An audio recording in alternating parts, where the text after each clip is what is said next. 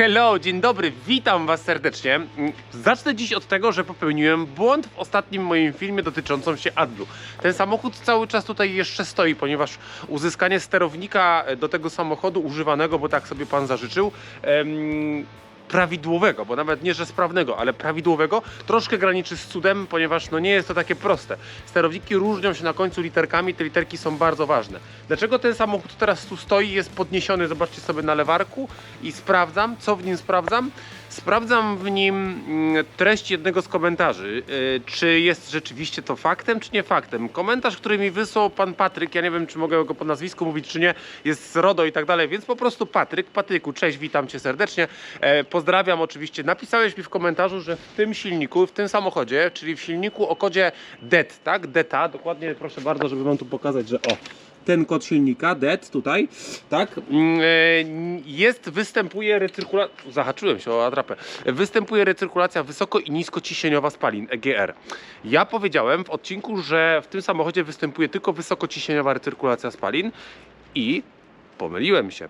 Patryczku, szacun dla ciebie. Napisał mi, że jeździ takim samochodem i doskonale wie, że ta recyrkulacja tam jest i że jest klapa spalin na układzie wydechowym. Dlatego ja go podniosłem, bo mówię, naprawdę pomyliłem się. Jest wysoko i niskociśnieniowa recyrkulacja spalin. Dla większości z was być może to nie ma żadnego znaczenia. Dla mnie to ma znaczenie, bo gość napisał mi bardzo trafny komentarz, który od razu w mojej głowie zapalił żaróweczkę i mówię sobie, oj kurde, mogłem się pomylić, wiecie. Modeli silników jest masa i one się różnią kodami, te różnice w tych kodach się pojawiają cały czas notorycznie, pomimo że motor wygląda bardzo podobnie z zewnątrz, to różni się jakimiś niuansami, na przykład właśnie posiada jakąś recyrkulację spalin, a inny nie posiada. I o tyle na przykład ten posiada na przykład motory o kodzie DEZ, czyli DEZ i tam DEZA, DZC i tak dalej, już nie posiadają i wyglądają naprawdę bardzo podobnie te motory. Także bardzo was przepraszam, bo się pomyliłem, więc przyznaję się do tego bez bicia. Dziękuję za komentarz, bo oczywiście należało go napisać. Ten samochód posiada dwie recyrkulacje spalin wysoko i niskociśnieniową, czyli kiedy mówiłem o tym, że ten silnik już jest skomplikowany i już dużo do niego napakowali, to teraz wam powiem jeszcze, że napakowali go jeszcze bardziej niż myślałem, proszę bardzo. Czyli jeszcze jest jeden kolejny element, który może się uszkodzić. Gdzie jest ta recyrkulacja? Bo recyrkulacja wysokociśnieniowa, tam pokazywałem, że jest tam w tym miejscu. Niskociśnieniowa, ja tu już zapaliłem lampkę, jest w miejscu, gdzie świecę lampką dokładnie. O, tam na to srebrne, to jest osłonka i tam jest wtyczunia taka, no nie zobaczycie jej, bo praktycznie jej nie widać, taka jest prawda. No nie zobaczycie, nie ma szans, spróbuję tą kamerką tam trafić, ale dobrze. Jest tu w tym miejscu, jest tam pod spodem, tam.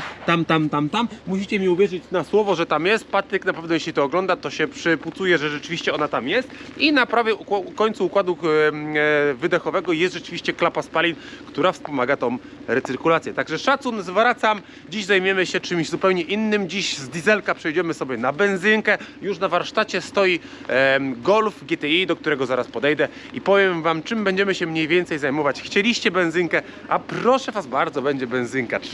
Zostańcie ze mną do samego końca, bo myślę, że warto, bo kilka dzisiaj fajnych rzeczy, mam nadzieję, wam opowiem. Jak dbać o swój samochód, między innymi i oczywiście coś o silniczku.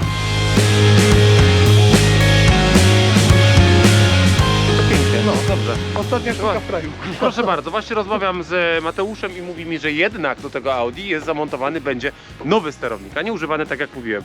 3400 zł kosztuje sterownik do tego samochodu. 350, dobra, 3400 mniej więcej sterowniczek AdBlue do tego samochodu. Mało nie jest, ale wiedzie nówka, oryginał. Pomyślę, jak go dopadnę i dotknę, czy nie zakleić tej cholernej dziurki, która była powodem tego, że on się tam uszkodził. Kto nie wie, o jaką dziurkę chodzi, to nie chce wrócić do poprzedniego odcinka AdBlue, tam na pewno się dowie. Ja o dziurkach już dzisiaj nie będę gadał, a może coś jeszcze powiem o dziurkach, zobacz.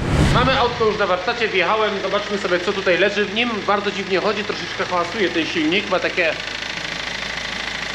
Słyszycie, ja też to słyszę, mam nadzieję, że wy słyszycie i że kamera to łapie. Samochód przyjął na kilka problemów, których wam zaraz pokażę, ale podłączyłem sobie już komputer diagnostyczny na szybko i chciałem zobaczyć, co w trawie piszczy, co on do nas mówi. Mówi do nas dużo rzeczy w sumie, że wypadający zapłon, że na cylindrze czwartym, na drugim, trzecim też miał wypadające zapłony, że przestawianie wałków rozrządów wydechowych jest nieprawidłowe, czasami jest nierównomierna praca silnika, jak się rozgrzeje, ale najważniejszy problem tego samochodu to jest zapalające się ciśnienie oleju po rozgrzaniu i oczywiście tym będziemy zajmować się jako pierwsze, bo to jest kluczowe w tym samochodzie, a później będziemy zajmować się kilkoma innymi rzeczami, po których mam nadzieję, że będę w stanie was poprowadzić, żebyśmy sobie powiedzieli, Jak można zadbać o taki silnik jak ten? Ten silnik, co tu występuje, zaraz o nim opowiem, jest taką rozbudowaną wersją większości silników, które macie w swoich samochodach, w tych TFSI, TSI. To jest wszystko bardzo podobne i bardzo podobnie działa. Tutaj jest trochę bardziej rozbudowany i zaraz powiem dlaczego, ale to, co pierwsze mi się rzuciło w oczy, że przestawianie wałka rozrządu, to mi się od razu skojarzyło z tym, że może też nierównomiernie pracować. I proszę bardzo, podłączyłem komputer, oczywiście oprócz błędu, mamy, zobaczcie jakie zjawisko. Widzicie? Ma być 8,5, jest 21, 23, 20 i... O! I przestał terkotać motor. To terkotanie jest związane z tym, co tu widzimy. Nie potrafi ustawić wałka wydechowego w odpowiednim miejscu. Znowu to rośnie. Zobaczcie, co tu się dzieje. Widzą na załączonym obrazku? I motor terkotać zaczyna. Ok. Przestawił się akurat jak przyłożyłem kamerę, więc mogli się nie słyszeć. Ok, dobra, czyli mamy to. Dobra, moment. Mamy to. To jest jeden z problemów tego samochodu, który nie podlega dyskusji. Oczywiście trzeba będzie się nim zająć. Ja już podejrzewam, co jest, bo bo jeszcze coś pokażę. Bo ten samochód już przeszedł mechaników, żeby też było jasne. I coś tam przy nim robili. Zrobili następujące rzeczy, które gdzieś tam wydedukowali na podstawie, podejrzewam, kodów błędów. To są elementy, które dostałem od tego silnika, od tego samochodu. O! Podświetlmy. Jest rozrząd wymieniony. I teraz tak, ja nie będę tutaj za bardzo się znowu wnikał, bo nigdy tego nie robię. Wiecie o tym, że próbuję absolutnie nikogo ani nigdy nie oczerniać, ani nie obciążać jakimiś... Nie jestem tutaj od tego, żeby debatować na ten temat, czy dyskutować na ten temat, czy to dobrze, że zostało wymienione, czy niedobrze, że zostało wymienione. Te diagnozy były tam błędne, czy trafne. Absolutnie. Ja nigdy nikogo nie oceniam i pamiętajcie, zawsze na swoim kanale będę szanował wszystkich ludzi i wszystkich mechaników, którzy wkładają swoją pracę w dane samochody. I nawet jak popełniają ludzie błędy, to ja nie będę im tego wytykał, bo nie jestem od tego i tego też oczywiście tutaj nie będę robić. Pan powiedział mi przez telefon, właściciel samochodu, że wymienili mu że ściągali mu głowicę, żeby wymienić zawór jakiś. No ja przez ten telefon, rozumiecie, ja mówię, ale jaki zawór? On nie wie. A możesz zadzwonić do nich i zapytać? No mogę. Nie odzywałem się dalej na ten temat, bo bardzo mnie interesowało, do jakiego zaworu musieli ściągać głowicę, żeby go wymienić. I okazało się, że nie ściągali jednak głowicy i że uszczelka pod głowicą jednak nie była wymieniana i że wymieniali zawór ten, który ja już widziałem wcześniej, że on tu leży. Ten. To jest zaworek, tak? I on jest pęknięty. Czy on był pęknięty, czy nie był? No powiem wam, moim zdaniem nie był pęknięty, tylko pękł im przy odkręcaniu, a wnioskuję to z tego śladu tutaj. Widzicie? To jest ślad, który jednoznacznie informuje mnie o tym, że ten zawór był odkręcany prawdopodobnie młotkiem. Więc ten zawór był odkręcany na pewno nieprawidłowym przyrządem. Do tego jest specjalna nasadka, żeby to odkręcać. Także zwracajcie na to uwagę i zwracajcie uwagę na to, że jeden gwint jest lewy, a drugi jest prawy, tak? Żeby też na to zwracać uwagę. I być może tutaj właśnie nie zwrócili na to i jest jak jest, pękł im przy wykręcaniu. Dobra, pęk to pęk. Czy ten zawór był uszkodzony? Nie sądzę, bo patrzę na niego i wygląda na sprawny, więc pomylili się. I teraz ja wam powiem, co tutaj jest uszkodzone. Zobaczymy to sobie dzisiaj, sprawdzimy, po mojemu oczywiście, i zobaczymy, czy to przyniesie skutek. Jest idealny pacjent na to, żeby to zrobić, ze względu na to, że ostatnio też na social mediach dałem taki post, że wymienić te talerzyki trzeba, tutaj takie są plastikowe talerzyki, ja mówiłem, że trzeba je wymieniać, wszystko wam będę opowiadał, pokazywałem, jak je się sprawdza i tam się przyczepił do mnie gość, który powiedział, że absolutnie nie mam racji, że źle to sprawdzam, że to nie w ten sposób, że to tak i tak i tak i tak. A ja mam jednak swoją teorię na podstawie tego, że wymieniłem już tych talerzyków tutaj masę. Nawet zrobiłem o tym odcinek jako jeden z pierwszych odcinków, jaki robiłem na swoim kanale na YouTubie. I tam już pokazywałem, jak to się robi, bo już wiem o tym, że na pewno mam tutaj rację, nie ma dyskusji i pokażę wam, o czym oczywiście mówię. I ten zawór też się sprawdza i też wam powiem, w jaki sposób. Dobra, więc tyle na ten temat. Zabieramy się za chyba pracę, co? To by chyba należałoby się od tego zabrać. To będzie długi odcinek chyba. 2.0 TSI silnik CHHA 230 koni mechanicznych spełniający normę Euro 6 w Golfie GTI 2016 rok. Silnik, który jest dość mocno już rozbudowany pod kątem sterowania wszystkiego dookoła, czyli przestawianie faz rozrządu ma już na wydechu i na dolocie. Ma oczywiście pompę olejową regulowaną, ciśnienie jest regulowane na wysokie i niskie ciśnienie. Ma osobno zawór sterujący ciśnieniem na stworzenie tłokowe, zaraz pokażę gdzie, na smarowanie służb tłokowych, czy bardziej na chłodzenie denka tłoka. Dobra, już zaczynamy. Najpierw powiedzmy sobie co nieco o układzie paliwowym tego samochodu, bo to jest taki bardziej kontrowersyjny temat. Tutaj układ paliwowy jest zbudowany na 8 wtryskiwaczach. Są 4 wtryskiwacze FSI, czyli bezpośredniego wtrysku i 4 wtryskiwacze MPI, czyli wtrysku pośredniego. Ok, wtrysk pośredni to jest ten wtrysk, czyli tutaj ta listwa paliwowa i ten czujniczek, który tutaj mierzy ciśnienie niskociśnieniowego zasilania paliwa. Niskociśnienie paliwa bierze się i generuje z pompy w zbiorniku, która jest oznaczona w Volkswagen Audi jako G6 i ta pompa generuje około 5 do 6 barów i przechodzi to ciśnienie paliwa przez pompę wysokiego ciśnienia i biegnie bezpośrednio do listwy. Dlaczego przez pompę wysokiego ciśnienia? Żeby ją chłodzić w momencie, jeżeli samochód chodzi na wtrysku MPI. Po pracy na wtrysku FSI ta pompa oczywiście osiąga bardzo duże temperatury, bo jest mocno obciążona i aby to paliwo później nie bąbelkowało, nie parowało zbyt mocno, czy tak, to się jakoś nazywa, nie? No dobra, nieważne, żeby się nie gotowało po prostu w tej pompie, tak? No, gotowało to przenośnie oczywiście mówię, no to pompa musi być przepłukiwana paliwem, dlatego przez pompę wysokiego ciśnienia jest puszczone niskie ciśnienie zasiłające wtryski MPI. Jak działają te wtryski w ogóle? O co tutaj chodzi? Jeżeli odpalasz samochód na zimnym, no to odpalasz samochód na wtrysku bezpośrednim, czyli tym, który jest wciśnięty bezpośrednio w cylindry. Kiedy auto osiąga około 45 stopni Celsjusza, przełącza się z automatu na wtrysk MPI, oczywiście nabigujowym i podczas bardzo częściowych obciążeń, może tak to nazwijmy, bardzo słabych obciążeń chciałem powiedzieć, ale podczas częściowych obciążeń samochód działa na MPI, natomiast jeżeli wciskasz mu gaz w podłogę, no to automatycznie przełącza się natychmiast na wtrysk bezpośredni, czyli na wtrysk FSI. Dlaczego są dwa wtryski zastosowane? Tutaj dwa rodzaje wtrysków, już Wam tłumaczę, żeby spełnić normę Euro 6. Na benzyny zaczęła być nagonka, że jednak tworzą te cząsteczki sadzy, że to tak nie jest, że to tylko diesel tworzy, ale cząsteczki sadzy, mikroskopijnej sadzy. Dlatego musieli pójść zacząć wymyślać, no i dzisiaj oczywiście już są filtry cząstek stałych zamontowane w tych samochodach, bo norma Euro 6 była wprowadzona już dość dawno, teraz jest norma Euro 6D, więc to idzie wszystko cały czas do przodu, więc cały czas dokładają tych rzeczy do tych samochodów. Musieli coś tutaj wymyślić i wymyślili. Trysk pośredni generuje mniej zanieczyszczeń tak naprawdę, ale no niestety nie oferuje nam tej dynamiki, nie oferuje nam tego, no tych możliwości, które daje po prostu w trysk bezpośredni. Ja uważam, że zawsze silnik, zawsze to będę powtarzał, silnik to jest jeden wielki kompromis. Jeżeli chcesz iść kompromis na coś, to musisz zrobić coś, jeżeli coś, to jest zawsze jest kompromis. Więc tutaj też musieli zrobić po prostu dwa wtryski, jeden i drugi, żeby spełniać tą normę, a jednocześnie, żeby klient był zadowolony, jeżdżący właściciel samochodu, że ma te 230 koni mechanicznych i jedzie. Wtrysk pośredni tego nie jest w stanie dać, a jeżeli by miał to by dać, to by musiał palić astronomiczne ilości paliwa, więc tutaj wtrysk bezpośredni wygrywa bezdyskusyjnie. Natomiast podczas biegu jałowego włącza się na wtrysk pośredni, gdzie mieszanka, łatwiej jest wytworzyć mieszankę jednorodną, która to jest mieszanka jednorodna. Co to w ogóle jest? Dlaczego w ogóle, może o tym też trzeba by coś powiedzieć. Słuchajcie, mieszankę dzisiaj w samochodach, oczywiście jest mieszanka stoichiometryczna, ale to nie jest jedna mieszanka, jaka jest stworzona.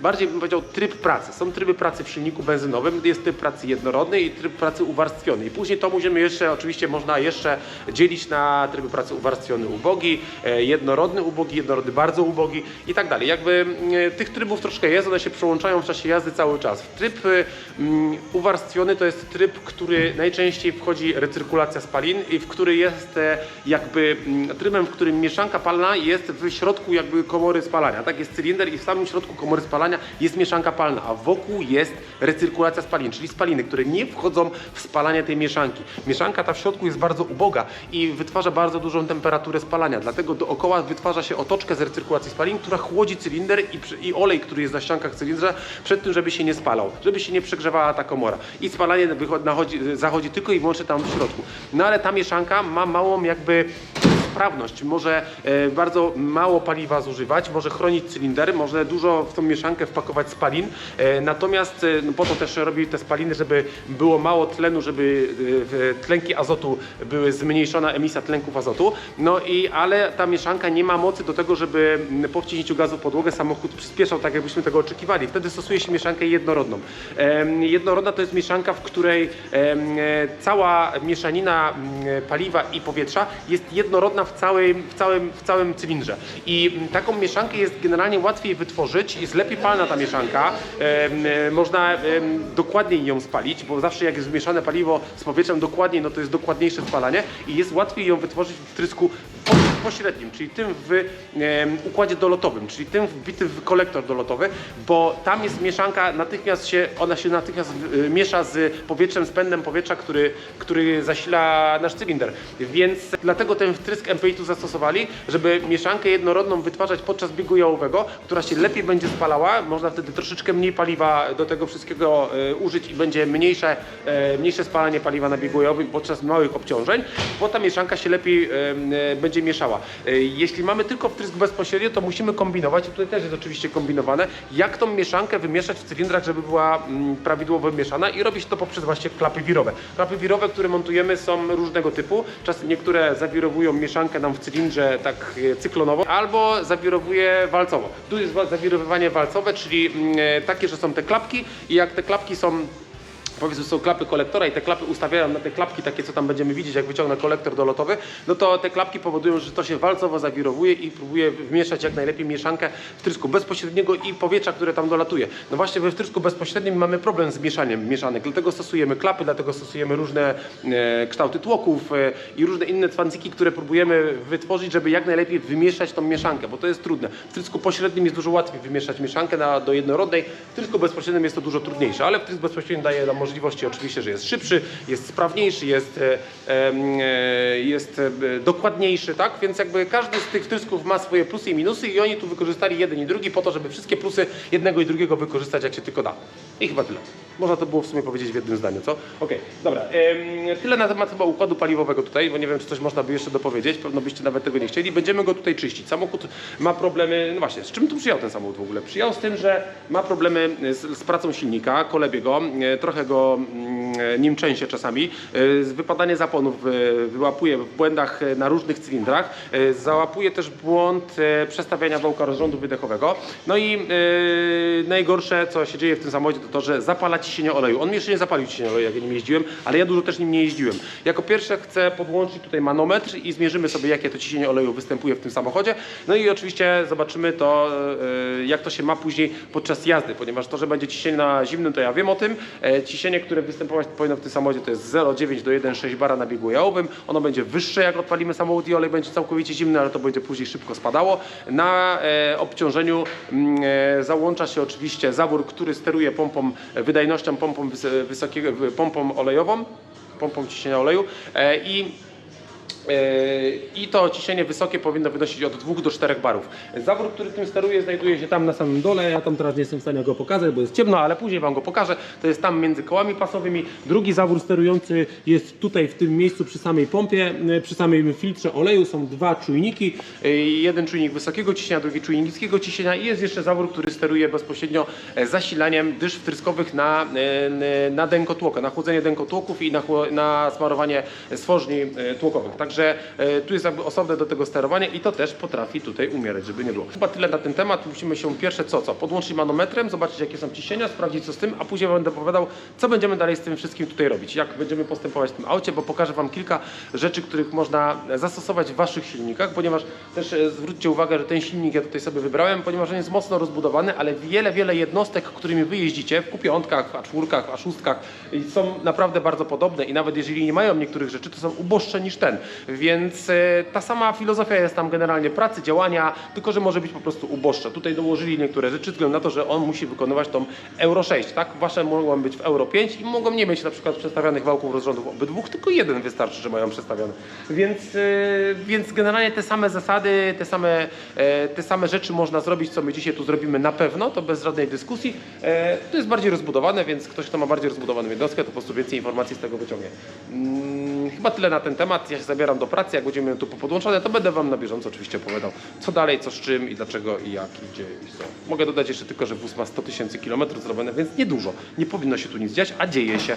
Dodam też jeszcze, właśnie na sam koniec jeszcze mogę dodać, że samochód był oczywiście na warsztatach i było już tutaj robione co nieco. No i tu są części, które powymieniał, bo to w sumie jeden warsztat ostatni, który tu był, w którym był ten samochód, wymienił rozrząd między innymi w tym samochodzie. Nie będę teraz tego oceniał, czy dobrze, czy źle. Uważam, że te ślizgi nie są jakieś powycierane. To nie jest tak, że tutaj mam tak naprawdę to zużycia tu prawie nie widać na tych ślizgach, więc trudno powiedzieć, czy to dobrze, czy źle. jakby moje osobiste zdanie źle, ale nie chcę tego oceniać, bo nie wiem co się działo przed tym rozrządem, nie miałem tego samochodu, więc nie wiem. Wiem, że wóz gasł, a przestał gasnąć, także coś się zmieniło po tych naprawach, które tutaj wprowadzali. Wiem też, że wymienili ten zawór i tutaj szkodzili go podczas wymiany, czyli pukali w niego młotkiem. Ja to zaznaczałem już niejednokrotnie, żeby tego nie robić, bo pukanie młotkiem w ten zawór nie jest dobrym pomysłem. Do tego są specjalne nasadki do odkręcania. Trzeba pamiętać, że jeden z tych zaworów, tutaj to jest zawór, który znajduje się tu w tym miejscu, jeden, a tu drugi. Jeden ma prawy, a drugi lewy gwint. Rzadko kto o tym pamięta, trzeba to zaznaczyć, bo to jest dość ważne, bo odkręcać nie w tą stronę, no to możesz sobie ile chcesz. To jest zawór, który steruje bezpośrednio już przestawianiem wałka rozrządu i jest on, ten zawór tu wciskany w tym miejscu elektropopychaczem, bo ostatnio dostałem pocisk na komentarzach, że te talerzyki to nie są elektrozawory, tylko to są elektropopychacze. Dobrze, wiadomo. Zwał jak chciał, wy macie wiedzieć jak to działa, macie wiedzieć jak to ściągnąć, naprawić, zobaczyć, sprawdzić czy to działa, czy nie działa, a nie umieć tego nazywać, więc dobrze, chociaż jeżeli nagrywam takie odcinki, to powinienem teoretycznie znać te wszystkie nazwy. Teoretycznie, a w praktyce ja chcę was nauczyć, żebyście mogli sami to robić, albo was uświadomić, co może w takich silnikach się psuć, albo uświadomić was, co możecie podpowiedzieć waszym mechanikom, żeby zrobili w tych samochodach. I to, czy umiecie to nazwać, czy nie, to jest chyba, uważam, inna sprawa. I uświadomić ich może, że na przykład tam jest lewy i prawy gwint, albo że nie puka się tego młotkiem, tylko trzeba mieć do tego specjalną nasadkę, żeby takie rzeczy się nie działy. Uważam, że ten zawór był sprawny, żeby było jasne, bo je też można sprawdzić, czy są dobre, czy złe. Jest to dość proste. Ja wam pokażę też, jak to zrobić, jak to będę miał powyciągane i porozbierane. Zobaczymy sobie, jak te talerzyki sprawdzić, czy one są dobre, czy złe. Już to kiedyś pokazywałem dawno temu, jeden z moich pierwszych odcinków na YouTubie, więc tam już tutaj to było załączone i tutaj też ostatnio się pan przyczepił, że źle sprawdzam te talerzyki, a ja udowodnić wam będę chciał dzisiaj, próbował przynajmniej, że jednak robię to dobrze. Zobaczymy, czy ten Golf mi w tym pomoże, czy nie, ponieważ ja go jeszcze nie rozbierałem, nie dotykałem, nie wiem z czym tu się co je. Ja tylko tak otworzyłem maskę i po prostu do was gadam, żeby sobie tak gadać, pogadać, bo później będę coś robił, to będę musiał milczeć, więc się wygadam od razu. Więc zobaczymy, czy rzeczywiście źle to robię, czy nie. Ja wam to, co mówię wam nie z tego, że gdzieś to wyczytałem, tylko ze swojego doświadczenia. Moje doświadczenie polega na tym, że takich TSI zrobiliśmy już setki, bo przyjeżdżały tutaj właśnie między innymi z takimi problemami jak ten. I proszę, i to jest taki jeden z tych egzemplarzy. Przyjął wymieniony rozrząd, wymienione zawory, porobione, pokombinowane, a z przestawieniem wałka rozrządu nadal jest problem wydechowy. Nie umie się ustawić w pozycję zadaną. Także jest tu cały czas z tym problem, czyli nie zostało to do końca usunięte. I ja myślę sobie, że właśnie ze względu przez te talerzyki i spróbuję wam to udowodnić, że rzeczywiście tak właśnie jest. Dobra, chyba tyle. Wow!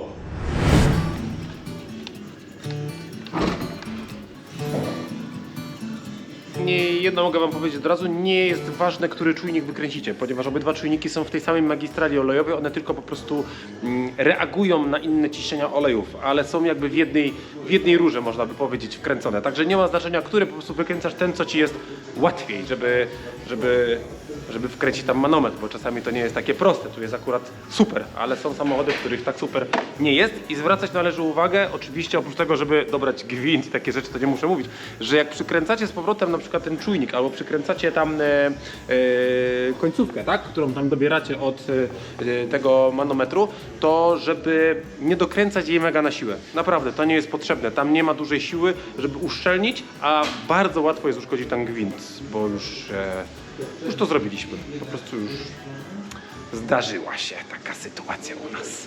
Nic na siłę, nic na siłę. 4 bary, tak jak się spodziewałem. Na zimnym silniku po odpaleniu 4 bary to jest normalne. To ciśnienie jest dużo wyższe od tego, które będzie później nominalne. 4 bary to będzie sobie teraz powoli spadało. I teraz, żeby była jasność, jest tak, że na biegu olejowym to będzie bardzo długo spadało. Trzeba się przejechać tym autem. Słyszycie?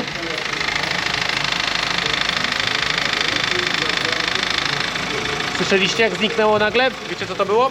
To był właśnie przestawiany wałek rozrządu, który się przestawił w nieprawidłową pozycję i tak hałasował. Patrzcie, znowu.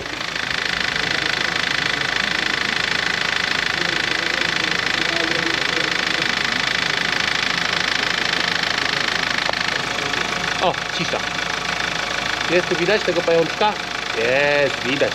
Idzie. Lubię pająki. Pamiętajcie, nie zabijajcie pająków. Pająki są ważne. One jedzą muchy i komary, czyli to, co jest nam w ogóle niepotrzebne do szczęścia. Także pajączki zawsze wyrzucać przez okno i nie zabijać. Ja nie zabijam pajączków. Bardzo hałasuje ten manos. Słyszycie cały czas?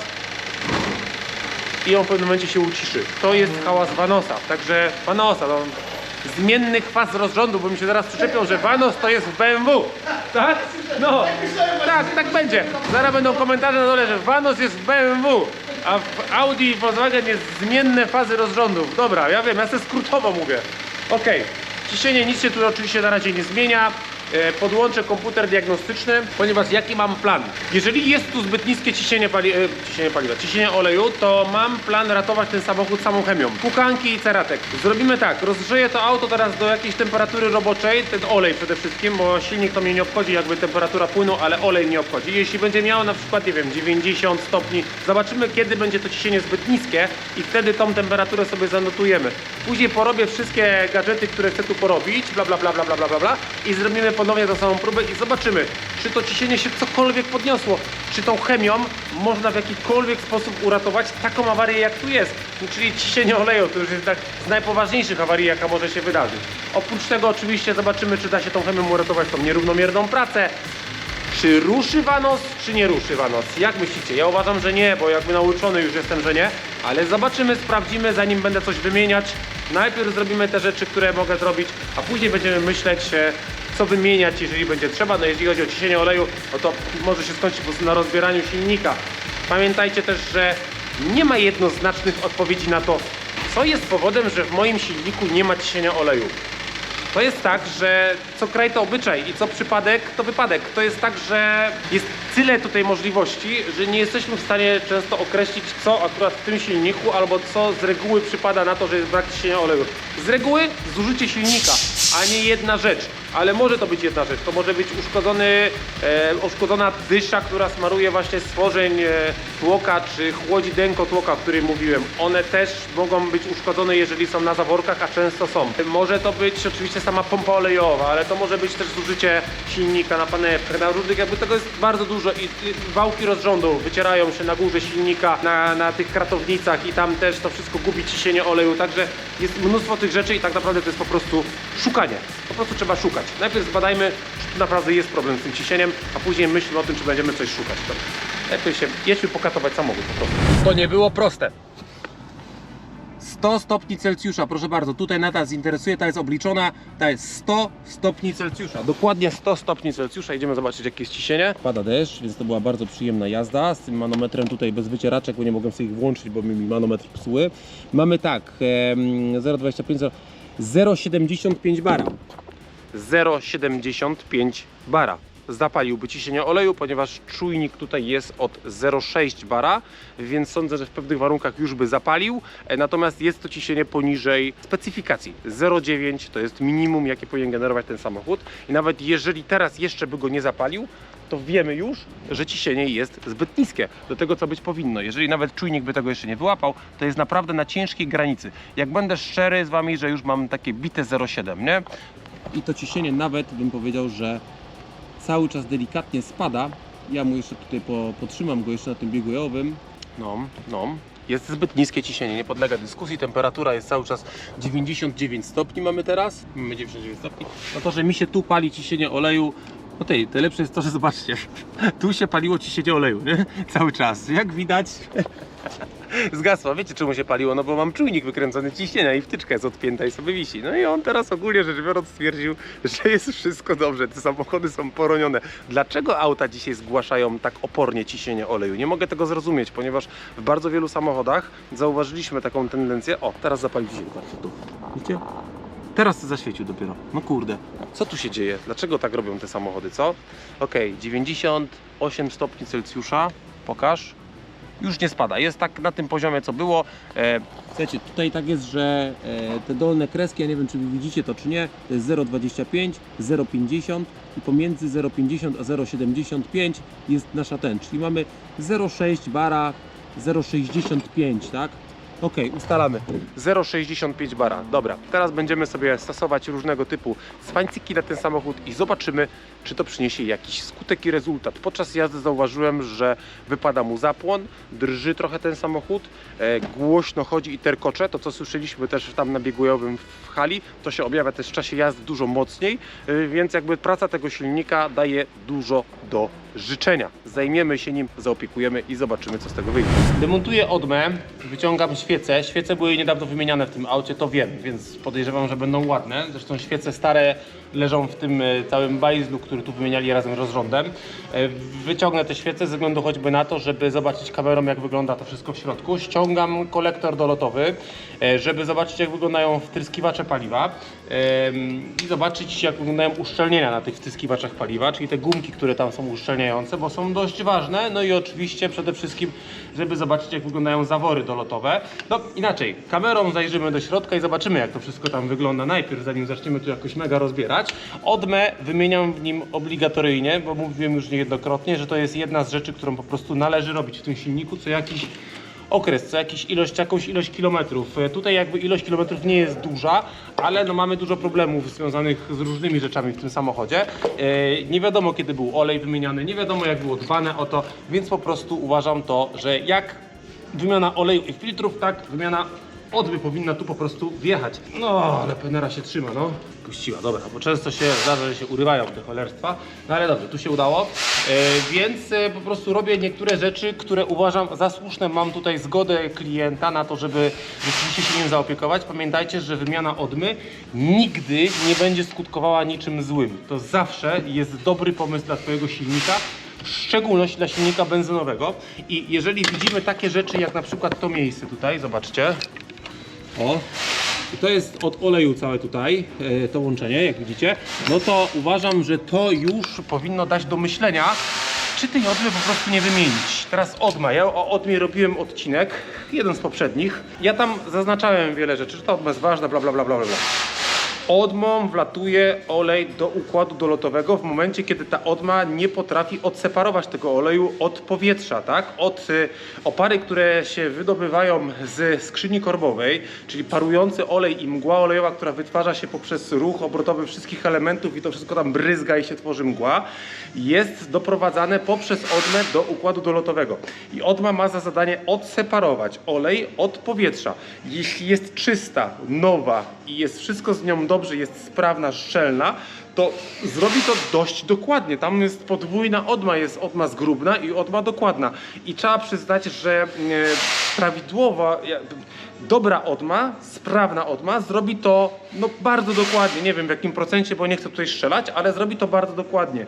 Niesprawna odma, czyli taka, która ma już nagary na swoich ściankach, taka, która jest, nie daj Boże, coś tam nieszczelne, uszkodzone, nieprawidłowe podciśnienie się już wytwarza, bo membranka ma dosyć, czy cokolwiek innego, będzie powodowało, że niestety prędkość powietrza, chociażby przepływu powietrza będzie nieprawidłowa, a od prędkości powietrza zależy to, jak się to odseparuje wszystko od siebie.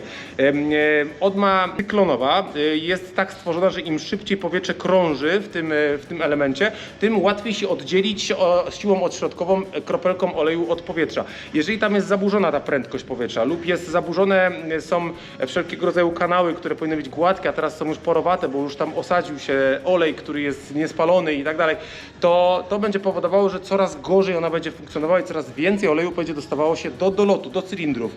Spalanie się oleju w cylindrach w silniku benzynowym jest zabójstwem dla niego. O to powinniśmy bardzo mocno dbać, żeby to się właśnie nie działo, bo to tworzy wszelkiego rodzaju nagary na pierścieniach, na tłokach, na zaworach, na wszystkim, co zaczyna tworzyć pewien proces uszkadzania się tak naprawdę albo zbyt szybkiego zużycia się naszego silnika. Ten proces będzie przyspieszał w miarę jak im więcej tego oleju będzie dolatywało i im więcej tych nagarów będzie się tworzyło. To wszystko przyspiesza ten pęd i później się okazuje, że auto przy 100 000 nie było złe, a przy 150 wytknęło praktycznie girę i zaczyna palić nagle. Ludzie zwracają na to uwagę, że on nie palił, jak kupiłem to auto oleju, a teraz pali litr albo 1,5 litra prawie na 1000 km. Dlaczego? No właśnie, bo ten proces nie został nigdzie zatrzymany. Nikt nie zaopiekował się tym autem. Wszyscy tylko wymieniali w nim olej i filtry, olej i filtry, olej i filtry. A gdzie cała reszta? I w końcu doszło do tego poziomu, że przekroczona została granica, po której po prostu samochód zaczyna bardzo szybko się zużywać, czy silnik bardzo szybko się zużywać, a w szczególności benzynowy. Więc jeżdżenie w takich warunkach jest niebezpieczne dla Twojego motoru i przede wszystkim niebezpieczny i kosztowny dla Twojego portfela, a tego próbujemy uniknąć. Próbuję Was nauczyć tego, żeby wydać trochę mniej, być może trochę częściej, no bo czasami trzeba wymienić rzeczy, których nawet nie wiedziałeś, że trzeba tak naprawdę, ale one mniej kosztują niż później jakakolwiek naprawa tego silnika, jakakolwiek. Rozebranie motoru, rozebranie go na części pierwsze i wymiana pierścieni, czyszczenie czy cokolwiek innego, to są koszty rzędu 10 i w górę tysięcy złotych, tak? Więc unikajmy tego, wydajmy kilka stówek na odmę, na nowe świece, na wyczyszczenie wtryskiwaczy paliwa, na płukankę silnika, na cerateka, na sprawdzenie jak wygląda dolot, na uszczelnienie dolotu, żeby nie było żadnych nieszczelności, na naprawę fazatorów i wszystkiego tego, co rzeczywiście się zużywa, a odwdzięczy Wam się tym, że ten silnik będzie dużo czystszy i ładniejszy i będzie mógł swobodnie pracować. Więc tego będziemy się tutaj uczyć i pokazywać. Ja rozbieram, to jest 100 000 kilometrów, przypominam, więc tutaj się nie spodziewam jakichś nie wiadomo jak dużych zużyć nadmiernych, czy nagarów, czy czegoś takiego, ale patrząc po pracy silnika, coś powinniśmy jednak znaleźć. Zobaczymy, co tam będzie, no. Katastrofy nie ma, ale oleju jest dużo w miejscach, w których moim zdaniem go nie powinno być, czyli w miejscu, gdzie samochód wciąga powietrze przed turbosprężarką, kiedy się przełącza odma z odpowietrzania komory, odpowietrzania skrzyni korbowej poprzez kolektor ssący na odpowietrzanie poprzez zasys przed turbiną, tak? No bo to jest odma.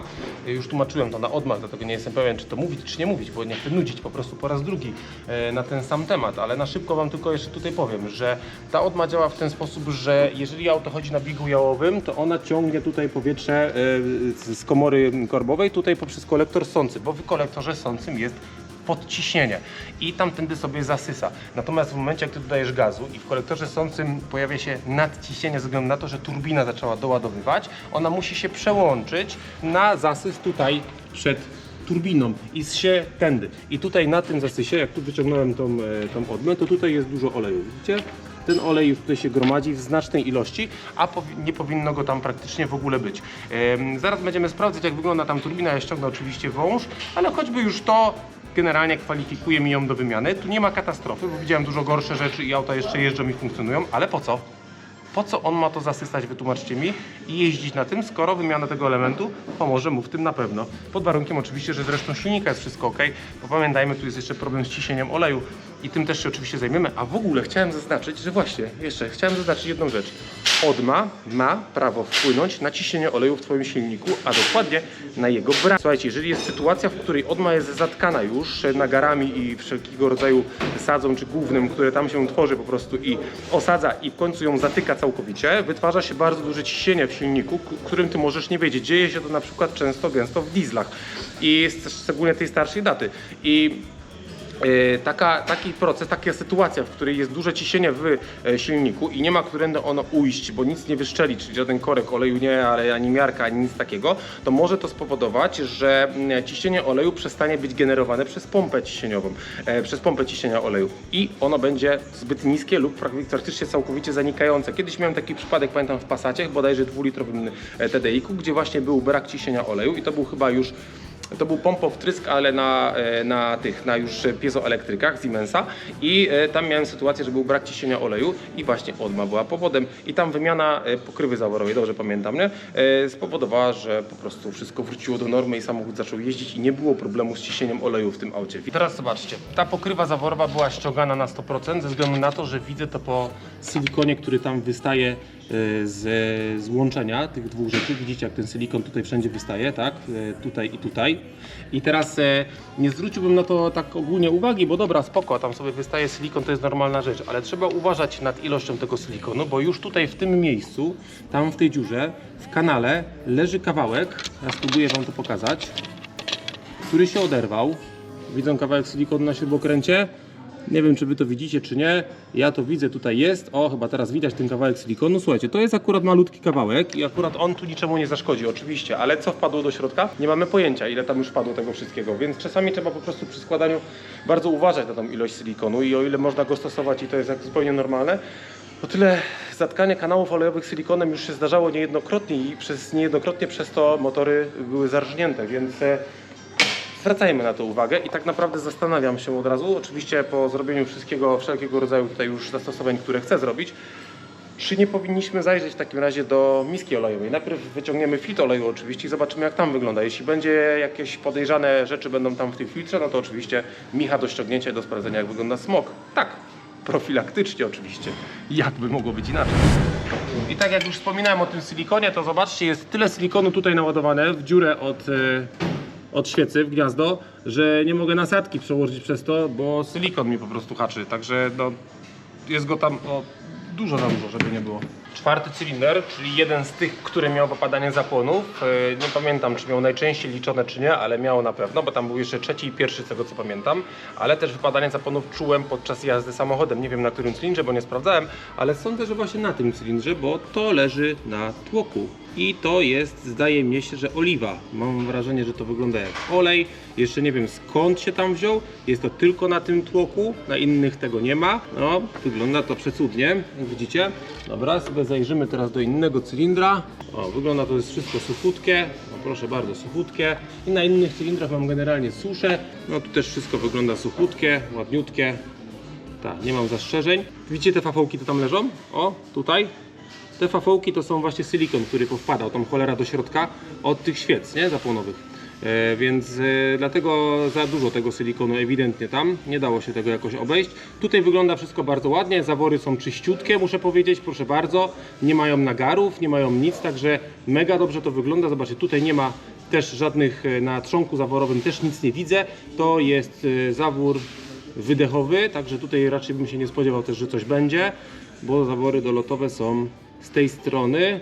Zawory dolotowe to są te z takimi wgłębieniami w środku, nie są płaskie, tylko są z wgłębieniami. Ja zaraz doprowadzę do tego, żeby je otworzyć i zobaczyć, czy z nich na pewno nie leci też jakaś oliwa, ale mnie plecki zabolały. Także zaraz obrócę trochę silnikiem i zobaczymy, jak to będzie wyglądało. Tam dalej na czwartym cylindrze coś się dzieje. Jeszcze nie wiem co, ale coś się dzieje.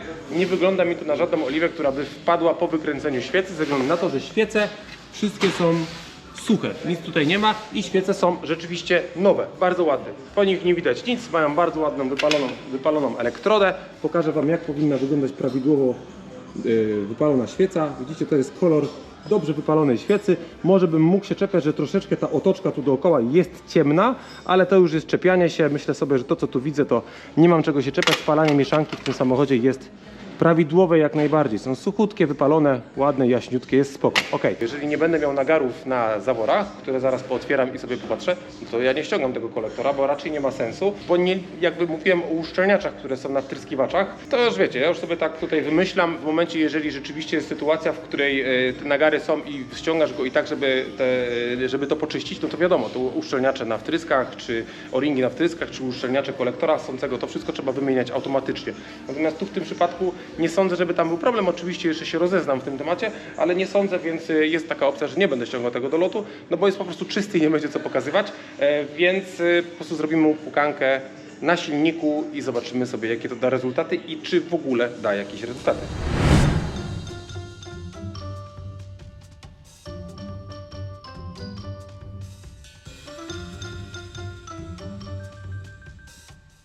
Rozebrałem to wszystko i zaczynam to oglądać i powiem tak, nie wygląda źle ten silnik, nie wyglądają źle te kanały dolotowe, nie wyglądają źle zawory dolotowe. Trzonki zaworowe są czyste i suche, czyli uszczelniacze na zaworach są mega spoko, nic tutaj nie puszcza jeszcze oleju. Ale jednak te trzonki, te zawory są już takie od tego delikatnego nagaru, zaraz Wam pokazuję, jak to wygląda, lampkę tu chwycę. Możecie zobaczyć, bo troszeczkę miałem tutaj chwilowo taką dyskusję sobie z tym autem, co mu dolega i znalazłem, co mu dolega, ale wymagało to przypatrzenia się temu wszystkiemu. Najbardziej mnie interesował ten cylinder cały czas, na którym jakby nie było stoi olej i tutaj nie będę ukrywał tak do końca, jeszcze nie wiem dlaczego na tym cylindrze tak stoi, a na reszcie nie, ale odkryłem, wydaje mi się, że dlaczego te zawory dolotowe wyglądają tak, jak wyglądają. Zobaczcie, one tutaj nie są w katastrofalnym stanie, bo widziałem już dużo gorsze, ale umówmy się, ten samochód, pamiętajmy, że ma przejechane 100 000 kilometrów, więc tak to powinno mniej więcej wyglądać. Tutaj te klapy też nie wyglądają najgorzej. Generalnie można by się pokusić i powiedzieć, że nawet tego nie trzeba czyścić. Oczywiście rozebraliśmy, to będziemy to czyścić, ale powiedzmy sobie, że takiej potrzeby do końca może by nawet nie było. Wtryskiwacze paliwa też wyglądają całkiem ładnie. całkiem ładnie, czyli widzę wszystkie dziurki i ładnie wypalone są te dysze tutaj na końcowe wtryskujące, rozpylające, dysze rozpylające. Ładnie to wszystko wygląda. Nie mogę powiedzieć, żebym tu się miał czego czepiać, oprócz tego jednego wtrysku, który był na tym czwartym cylindrze. On wygląda znacznie gorzej i nie jestem pewien, czy go będę czyścić, czy po prostu go wymienię na inny, bo pytanie, czy on tu nie jest powodem tego, że tam jednak coś jest zaburzone w tym wszystkim, ale no nie będzie powodem oleju. Natomiast coś innego przykuło moją uwagę dość mocno od samego początku, jak rozbieram ten silnik, czyli jak tam odmę odkręciłem i zobaczyłem, że tam jest trochę tego oleju w tej rurce, co pokazywałem na samym początku. No to zobaczcie, tam olej w tej turbinie, on tam stoi, tam normalnie jest stojący olej i tam jest go dużo w tym miejscu. W tym miejscu olej może się pojawiać w sumie tylko i wyłącznie z odmy. I tak samo ten olej jest tu w całym układzie dolotowym, trochę jak w dieslu to wygląda. Ja wiem, że każda turbina trochę oleju może puszczać, ale umówmy się, jeżeli on ma 100 000 kilometrów i jest sytuacja, że no nie wygląda to wszystko źle, to tego oleju nie powinno być tyle, absolutnie. Myślę sobie, że go powinno być o połowę mniej, a to najbardziej to powinno być bardziej takie oprószone, a nie, że tam stoi olej. Tego tam moim zdaniem nie powinno być, absolutnie. W szczególności, że to jest strona dolotowa. Tu jest zasys powietrza za filtrem, czyli w tym miejscu on cały czas, ta turbinka powinna wysysać ten olej i tak naprawdę go tam praktycznie nie powinno być w ogóle. Powinno być tylko takie tłuste na ściankach, ale nie stojący olej. No więc idąc dalej tym krokiem, zaczynam myśleć, co jest grane, no bo nic nie widzę, żadnej usterki, awarii, ani niczego takiego, co by mi przykuło uwagę, że o, to jest to. I w końcu zabieram się z powrotem za odmę, którą odkręciłem jako pierwsze, ale nie przyjrzałem jej się tak dobrze, jak zrobiłem to teraz. Zacząłem jej się mocno przyglądać i szukać. Mówię sobie, tak, to jakoś wszystko takie zabrudzone. No i tak szukam i ja wam to podświetlę. Co ja tutaj znalazłem, nie wiem, czy ta kamera to chwyci, ale tu jest zatkany otwór, widzicie to? Tutaj w tym miejscu jest zatkana dziura. Tam nie ma dziury w ogóle, zaślepiona jest. Tam jest jakby szczerze, jak to wygląda? Wiecie, jak to wygląda, tak szczerze mówiąc? Jak silikon, który by tam wpadł. Pytanie, jak on się tam znalazł. Musiałby wpaść od drugiej strony i musiałby zostać zasyśnięty. To trochę dziwne jest, ale fakt jest taki, że dziura jest zatkana. Co to jest za dziura? Do czego ona jest? Słuchajcie, to jest akurat spływ olejowy z odmy, zobaczcie. To wchodzi tam w to miejsce i to jest oddzielacz cyklonowy, o którym już wcześniej wspomniałem. W tym tutaj elemencie powietrze ma się zawirowywać i odkładać na ściankach. Tędy ma być skraplany ten olej już z powrotem do komory. To się tutaj nie dzieje. Po prostu to się tutaj nie dzieje. Ten olej, podejrzewam, że nawet jeżeli kapie, no bo troszeczkę wiadomo, że tam nie jest zatkane w 100%, powiedzmy w 50%, więc część tego oleju spływa. Ale część tego oleju zostaje tam i cały czas jest do lotu pchana. Tak mi się wydaje, jakby nic innego nie przychodzi mi do głowy, dziurka jest fizycznie zatkana i to nie podlega dyskusji, więc tego się czepiajmy. Być może samo odblokowanie dziurki dałoby rezultat i by samochód działał, ale ja i tak oczywiście montuję tutaj nową odmę. Poczyszczę te zawory, tam nie trzeba się mocno tutaj spuszczać nad tym, wystarczy to trochę poczyścić. Przemyślę ten jeden wtryskiwacz, co z nim zrobić. Wtryskiwacze przeczyszczę na wiaderku, no bo nie będę ich teraz czyścił już na samochodzie, bo nie ma to sensu, skoro już mam je wyciągnięte, to podłączymy im pukankę pod ciśnieniem i sobie je wysterowywujemy, żeby sobie popryskały, potryskały trochę. Wyczyścimy im końcówki, ale one naprawdę nie wyglądają źle, więc tutaj nie ma za bardzo co tak naprawdę robić. Z tym jednym wtryskiem no będę myślał, co zrobić, czy go wymieniać, czy nie wymieniać, bo no nadal nie tłumaczy mi, że na tym jednym cylindrze jest ten olej i nie bardzo wiem jeszcze, od czego on tam mógł się znaleźć, bo nie widzę miejsca, w którym mógłby tam po prostu spływać ten olej, czy dostawać się. Wszystkie 4 kanały dolotowe wyglądają dokładnie tak samo. Nie jest żaden bardziej ani mniej zaolejony, więc to nie tędy, tak? To by musiał się dostawać gdzieś tam wnętrzem silnika. Pomyślę sobie jeszcze nad tym, podyskutuję z moimi mechanikami. Oni mają często dobre pomysły, więc może ktoś coś wymyśli, a w tym czasie ja tutaj już sobie to włożę do odmaczania się, żeby to się wszystko moczyło, by łatwiej wyczyścić. Poczyścimy, złożymy z powrotem.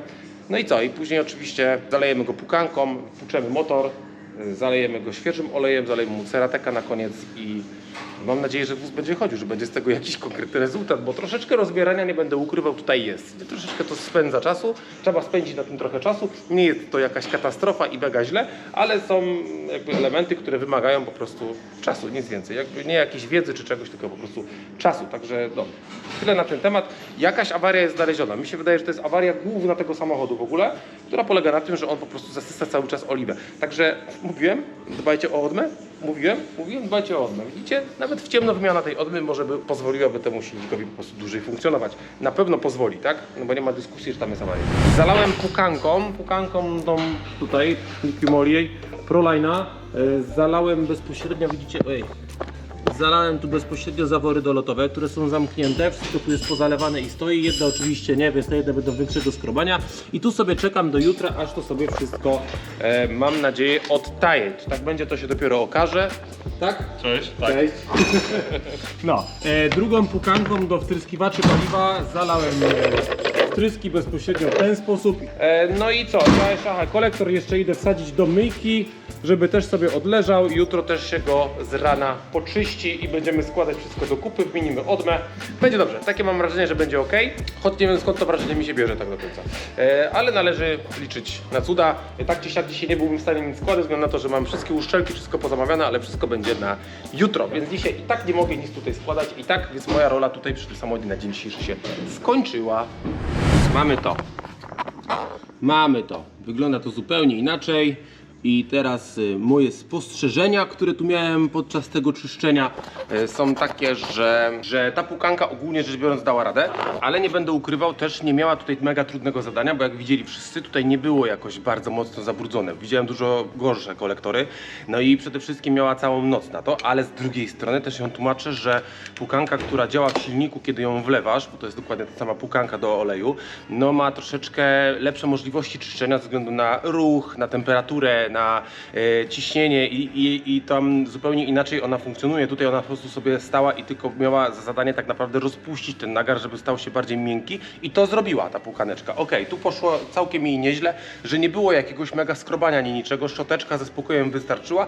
No i pewnie, że jakby jeszcze siedzieć nad tym, czy robić takimi innymi sposobami, można by to ładniej zrobić, natomiast zawory są wyczyszczone, nie mają nagaru praktycznie w ogóle na sobie, jedynie tylko mają barwę koloru zmienioną.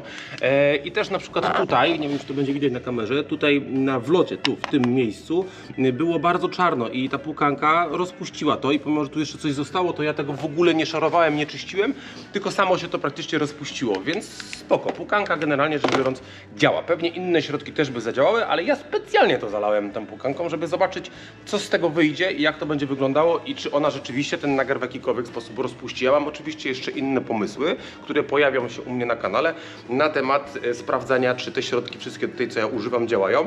Mam na to bardzo dużo pomysłów i na pewno je będę realizował w najbliższym czasie. W najbliższym czasie też będę Wam opowiadać na pewno na temat w ogóle tych specyfików wszystkich, które używamy, czyli tam pukanka do właśnie silnika, do oleju, czy pukanka do wtryskiwaczy paliwa. Będę o tym Wam wszystkim opowiadał i będę Wam starał się przekazać, kiedy i jak co używać, bo umówmy się, większość tych pukanek jesteś w stanie sam sobie użyć bez żadnego problemu. Jeśli posiadasz taki silnik jak ten, TSI, TFSI, TFSI, FSI, wszelkiego rodzaju praktycznie benzynowe silniki, tak szczerze mówiąc, to niedużym kosztem jesteś w stanie sobie sam czyścić te wtryskiwacze pukaneczkami. Ja będę starał Wam się przedstawiać gdzieś w najbliższym czasie, jak to robić, żeby to zrobić samemu. Dobrze, ja tutaj mam jeszcze wtryski do wyczyszczenia, więc ja sobie zaraz je tutaj poczyszczę i tak czy siak nadal czekam na uszczelki, więc nie mam co składać, kolektor mam już gotowy. No dobra. Działamy dalej. A, właśnie, zrobimy jeszcze jedną rzecz za chwilkę, ponieważ typowo mam czas, to też to zrobimy. No i silnik jest zimny przede wszystkim, więc co możemy zrobić? Możemy zmierzyć mu kompresję.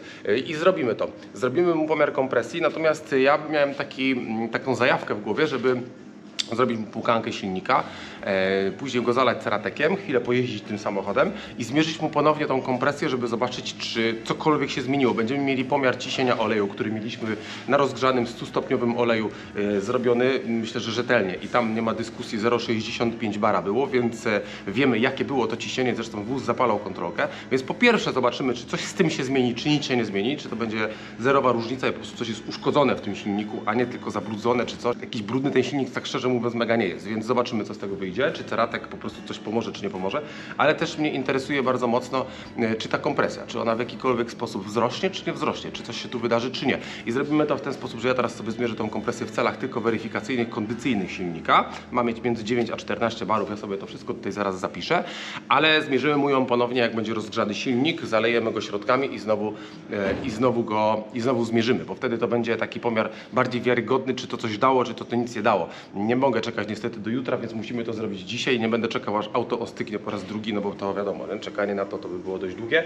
A może się pokuszę, zobaczę jeszcze jak to będzie, ale spróbuję to zrobić tak, żeby rzeczywiście wynik był jakiś taki konkretny, żebyśmy wiedzieli, czy to coś przyniosło, czy nic nie przyniosło. No i tyle. Powiem Wam tak, płukanka do wtrysków paliwa wydaje mi się, że zrobiła większą robotę niż płukanka do silnika, ze względu na to, że co prawda pewnie wtryski mają troszeczkę ułatwione też zadanie, one też nie były jakieś brudne, ale wystarczyło je tak naprawdę poprzecierać palcem, nawet nie musiałem szorować. Szmatkę wziąłem, po prostu poprzecierałem i wszystko poschodziło samo. Zobaczcie jaki jest brudny płyn, one się odmoczyły bardzo ładnie i muszę powiedzieć, że to wszystko, jakbym tutaj bardzo chciał, to bym je doprowadził do ideału, ale nie ma to sensu, nie ma potrzeby. Wszystkie dziurki są drożne bezdyskusyjnie i postanowiłem, że jednak zrobię to tak. Chciałem je czyścić tutaj jakby partyzancką metodą, ale zrobimy to tak, że ja jednak założę to wszystko, złożę do kupy, podłączę ten sprzęt do czyszczenia wtrysków i zrobimy mu płukankę na samochodzie. Dlaczego? Dlatego, żebyście zobaczyli jak to się robi, jak to działa, jeżeli jeszcze tego nie widzieliście. Poza tym wydaje mi się, że pod takim dużym ciśnieniem jak tu jest, czyli około 100 barów na biegu jałowym, nie, 50 barów na biegu jałowym, ale pogazujemy sobie go, to te wtryski się wyczyszczą znacznie lepiej. Uważam, że czyszczenie tych wtryskiwaczy paliwa na samochodzie, czyli podczas pracy, czyli podczas temperatur, ciśnień, ma dużo większy skutek niż po prostu czyszczenie takie tutaj, jakikolwiek, nawet jeśli podłączylibyśmy tutaj im kompresor, tak, i pod 10 barów byśmy im tam tryskali i sobie je wysterowywali kabelkiem, czy przełącznikiem, czy czymkolwiek innym, to po prostu nie ma takiego rezultatu, jak to czyszczenie, które jest na samochodzie robione. Więc postanowiłem, no i przede wszystkim wyczyścimy wtedy wszystkie 8 wtrysków, a nie tylko 4. Także no nic, czekać muszę, aż przyjdą uszczelki części i będziemy mogli wtedy działać z tym tematem. Ale uważam, że płukaneczka do wtryskiwaczy zrobiła bardzo dobrą robotę, bo naprawdę to wszystko tam już było rozpuszczone. Po prostu zrobiłem, przetarłem palcem i wszystko poschodziło. Także mega fajnie. Jestem aż zaskoczony, bo wydaje mi się, że dużo lepiej rozpuściłem niż ten nagar tutaj na pierścieniach, płukanka do silnika. Dobra, tyle. Ok, blaszki. Blaszki, które rozdzielają kolektor dolotowy, dokładnie się nazywają blachy kolektora dolotowego i one są po to, żeby klapy kolektora ssącego miały prawo działać. O co w tym chodzi w ogóle i do czego to jest stworzone, to już po części coś tam powiedziałem. Chodzi tak naprawdę jak zwykle o naszą ekologię, czyli o to, żeby mieszanka paliwowo-powietrzna jak najlepiej się mieszała. Są zastosowane różne do tego patenty, są klapy wirowe lub klapy kolektora, tak jak tu. Jak widzicie, te kolektory tutaj, one mają, różnią się tym między GTI a zwykłym 2.0 TFSI czy tam TSI, tym, że tutaj jest ten dzióbek taki wystający. Tego nie ma w 1.8 i 2 litrówce. No tutaj widocznie mieli potrzebę tego zrobić, żeby jeszcze bardziej zawirowywać to powietrze. Ono, jak widzicie, uderza po prostu w te klapy i zawirowuje się w ten sposób, czyli walcowo wjeżdża do cylindra przez zawory i tam już się kręci i się miesza z paliwem. I o to chodzi tak naprawdę w tych klapach i o nic więcej. I jest to zrobione głównie po to, że kiedy samochód chodzi na bardzo ubogiej mieszance, to zależy nam na tym, żeby ta mieszanka się jak najlepiej mieszała, żeby się mogła dobrze spalać. Na ubogiej mieszance ten samochód chodzi głównie na biegu jałowym oczywiście, na bardzo ubogiej mieszance, no i podczas jazdy z bardzo małym obciążeniem i tak naprawdę wtedy te klapy tylko i wyłącznie są zamknięte. W każdym innym przypadku, czyli przy większym dodaniu gazu albo przy oczywiście bardzo dynamicznej jeździe, one są cały czas otwarte i zależy to i od obciążenia i obrotów, czyli jeżeli jedziesz spokojnie, ale już przekroczysz 2,5 czy 3000 obrotów, to one i tak się otworzą, natomiast jeśli wciśniesz gaz podłogę od dołu, to też od razu się otworzą i klapy muszą być otwarte, to też jest dobra jakby gdzieś informacja, klapy muszą być otwarte podczas odpalania rozruchu zimnego silnika. Wtedy klapy muszą być otwarte na stałe. Ok, tyle chyba o klapach, bo tu nie ma co się za bardzo na ten temat rozwijać, bo to jest dość prosty temat. Tutaj jakby są różnego rodzaju oczywiście zastosowania tych klap, są różne budowy i konstrukcje, ale wszystkie mają to samo dokładnie zadanie, żeby mieszanka się mieszała jak najlepiej. Usunięcie tych klap kolektora, czy to wpływa w jakiś sposób na silnik, na moc silnika? No powiem tak, jeżeli chodzi o wolność ssaki i te klapy są usunięte, to jest pewne wrażenie i to jest odczucie i klientów i też moje, że od dołu obrotów ten samochód jest mniej dynamiczny podczas właśnie tej normalnej jazdy. Wrażenie jest, że jak ich po prostu nie ma, to powietrze nie miesza się tak jak powinno razem z paliwem i ten samochód od dołu nie chodzi tak jak powinien. Myślę, że ma to fizyczny wpływ na jazdę, ponieważ na przykład tam gdzie był ten kolektor bardzo drogi, w 5,2 litra V10, czyli w S6 na przykład Audi 4FK, tam kolektory ssące padają notorycznie, bo uszkadzają się właśnie klapy w kolektorze i tam jest akurat długi, krótki kolektor, ale zasada jest mniej więcej bardzo podobna w działaniu. I teraz uszkodzenie się tych kolektorów chcących powoduje, że ten samochód robi się trochę przymulony. Oczywiście przy dodawaniu gazu takim 30-40% powiedzmy, robi się przymulony do 3-4 tysięcy obrotów i zaznaczam, że klienci to zaczęli zgłaszać, że jak dostają nowy kolektor, to wóz dostał nowego ducha. Więc nie ma dyskusji, te klapy mają jakiś wpływ na jazdę. No tamten kolektor kosztuje 14 tysięcy złotych i nie ma używanych dobrych kolektorów, dlatego rzadko kto to wymienia. Jak te auta przyjeżdżają, to z reguły mają błąd tych klap kolektora. No i rzeczywiście, kiedy się wymieni, to wtedy się czuje różnicę dopiero, a tak wrażenie jest, że wszystko jest ok, a nie jest wcale ok. Tu w tych samochodach myślę, że jakiegoś większego odczucia by nie było, jeśli chodzi o jazdę, ale mam wrażenie, że podczas kiedy samochód będzie chodził na biegu ojowym, czyli długie jeżdżenie w korkach, ta jazda taka typowo miastowa, no, może mieć to wpływ na kondycję silnika tak naprawdę, bo zaburzamy jednak mu tą mieszankę. Nie, ona się już nie miesza w taki sposób, jak powinna i pomimo, że jest bardzo uboga, no to nie jest dobrze wymieszana, a niedobrze wymieszana mieszanka, no tworzy znowu nagary, sadze i tak dalej. Więc myślę sobie, że ma to jakiś wpływ, natomiast nieodczuwalny tak do końca dla kierowcy na co dzień, który sobie tym samochodem jeździ i myślę sobie też, że ma to bardzo duże znaczenie, jeśli usuwamy te klapy od danego modelu czy danego silnika, jaki jest zastosowany w aucie. W jednych to będzie miało większy wpływ, w innym mniejszy i tak naprawdę by trzeba to sprawdzić metodą prób i błędów, czyli usunąć i zobaczyć, co się będzie działo. Każdy, kto oczywiście usuwa i się zajmuje tymi rzeczami, no powie jednoznacznie, żeby było jasne, że na nic to nie wpływa, jest wszystko ok. Ja jestem człowiekiem, który jednak stara się bardzo mocno doprowadzać samochodu do fabrycznego stanu, nie usuwać, nie robić jakichś głupich numerów, tylko rzeczywiście naprawiać te elementy, żeby to wszystko funkcjonowało, bo nie po to grupa inżynierów siedziała nad tym i to konstruowała, żebyśmy my to teraz sobie zmieniali. Takie jest moje zdanie i ja będę bardzo mocno za tym cały czas, żeby te auta doprowadzać do stanu fabrycznego, natomiast jak ktoś sobie bardzo mocno życzy, to usuniemy mu te klapy i zrobimy program, nie ma kłopotu. Natomiast jestem daleki od tego i usuwania jakichkolwiek elementów DPF-ów i EGR-ów i wszystkiego innego. Natomiast oczywiście klient nasz pan, jak pan sobie życzy, to pan ma, nie ma problemu. Tyle o klapach kolektora stojącego. Chyba, tak. Wydaje mi się, że tyle, no. 12,2. 12,2. Proszę bardzo, wyniki badań naszego pacjenta od 12,2 do 13,8. Jak już wspomniałem wcześniej, kompresja w tym samochodzie, czekajcie, tu się teraz pokażę, o dobra, kompresja w tym samochodzie powinna wynosić między 9 a 14 według specyfikacji, także komprechę to trzyma aż piękną i najlepsze jest oczywiście fakt, że 13,8, czyli największa kompresja jest na czwartym cylindrze, na którym widzieliśmy ten olej i może być taka sytuacja, bo biorę to pod uwagę, że wynik jest lekko zakłamany ze względu na to, że ten olej tam leciał. Bardzo starałem się go wydmuchać i pistoletem, kompresorem i kręcąc, jakby przedmuchałem wszystkie kanały, wszystkie cylindry tak długo, aż nic z nich nie wylatywało, ale myślę sobie, że ten olej, który tam był, mógł na te pierścienie gdzieś tam sobie ściec i ten wynik może być delikatnie zakłamany, że może wyszła troszeczkę wyższa ta kompresja niż powinna, ale tak czy siak widzę, że kondycyjnie ten silnik jest mega w porządku. Tym bardziej uważam, że właśnie w tym momencie, w którym jest teraz ten motor, powinno się stosować tą chemię i robić to, co będziemy tutaj robić, te zabiegi.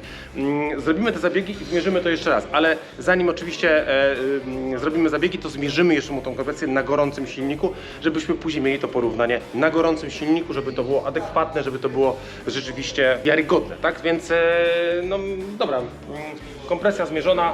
No nic, czekać. Pozostaje mi tylko i wyłącznie jeszcze czekać i być gotowym. Ja już sobie założę zaraz oczywiście odmę, po którą pójdę. O, chodźmy od razu po tą odmę. Zobaczmy, gdzie ona tutaj jest.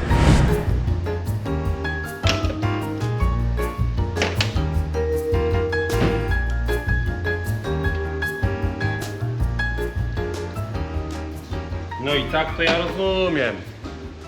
Zobaczcie sami, ile tu elementów można wymienić w tych tryskiwaczach samodzielnie, widzicie? Zostały nawet nowe te tutaj dopychające sprężynki. Także tryskiwacze mogę uznać za zregenerowane. Profesjonalna regeneracja wtryskiwaczy by EKG Autoservice.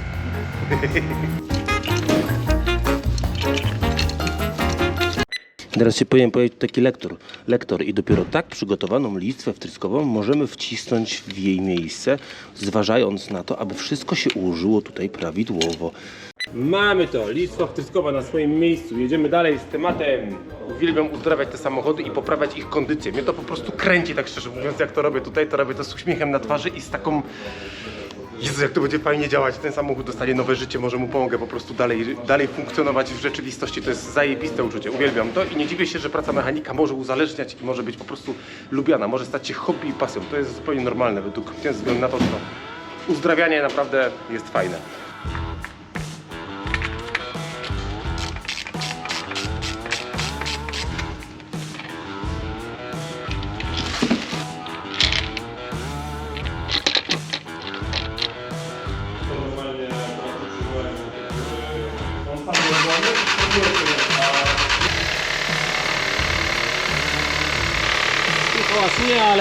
Wspominamy sobie, nie? Że tu wanosy jeszcze nie działają. Także to jeszcze wszystko przed nami. Jedziemy się przejechać nim kawałek. Wrócę i zaczynamy działać z resztą rzeczy w tym samochodzie. Dupa! Słuchajcie, teraz mi uważnie. Pojechałem się przejechać, rozgrzałem olej, wlewam mu teraz pukaneczkę. Po pukaneczce wjeżdżamy na warsztat. Mam filtr oleju nowy, oczywiście filtr oleju sobie zobaczymy jak wygląda, czy tam wszystko jest w porządku w tym wkładzie. Wymienimy mu olej, zalejemy mu Cerateka i idziemy go katować, zobaczyć czy nasze prace przyniosły jakikolwiek efekt w postaci tego, żeby chociaż przestał wypadać ten zapłon na tym przede wszystkim czwartym cylindrze, bo on ma ogólnie wypadanie zapłonów, ale przede wszystkim na czwartym cylindrze. Teraz jak jechałem nim na próbę, no to niestety, ale jeszcze drży. Rzeczywiście przy pełnym obciążeniu jak mu daję, to jest takie puk, puk, puk, puk, puk, wypadnięcie zapłonu co chwilę. Nie wiem, może mu się poprawi, może mu się nie poprawi. Na razie nie będę tutaj myślał na ten temat. Wtrysk numer 4, który był na tym cylindrze, przełożyłem na numer 1. Teraz nie podłączyłem komputera, bo może przeszedł w ogóle wypadanie zapłonu, przeszło na inny cylinder, ale też sądzę, że on jeszcze nie wyłapać, nie zdążył błędu. Więc ja się tym po prostu zajmę po całej swojej robocie. Nie będę w połowie roboty teraz próbował czegokolwiek tutaj znaleźć czy zinterpretować, tylko jak skończę wszystko i nic mu nie minie i będzie źle, to wtedy się będę tym dalej zajmował, ponieważ uważam, że z doświadczenia znowu, z tego, że przyjeżdżają tutaj te samochody, te i nie tylko te samochody, diesle i benzyny z różnymi przypadłościami, to wypadnięcie zapłonu, a to dłużej odpala na porannym rozruchu, a to jak odpali to raz przydrży, a raz nie przydrży, a czasem drży w takich warunkach, a czasem w takich warunkach. I to są takie usterki, które nie do końca jednoznacznie wskazują na konkretny element. To nie jest usterka w stylu, że ja wciskam gaz w podłogę, auto wpada w tryb awaryjny, no i masz zapisany błąd na przykład ciśnienia do ładowania, ciśnienia paliwa czy czegokolwiek, co ci wskazuje konkretną przyczynę.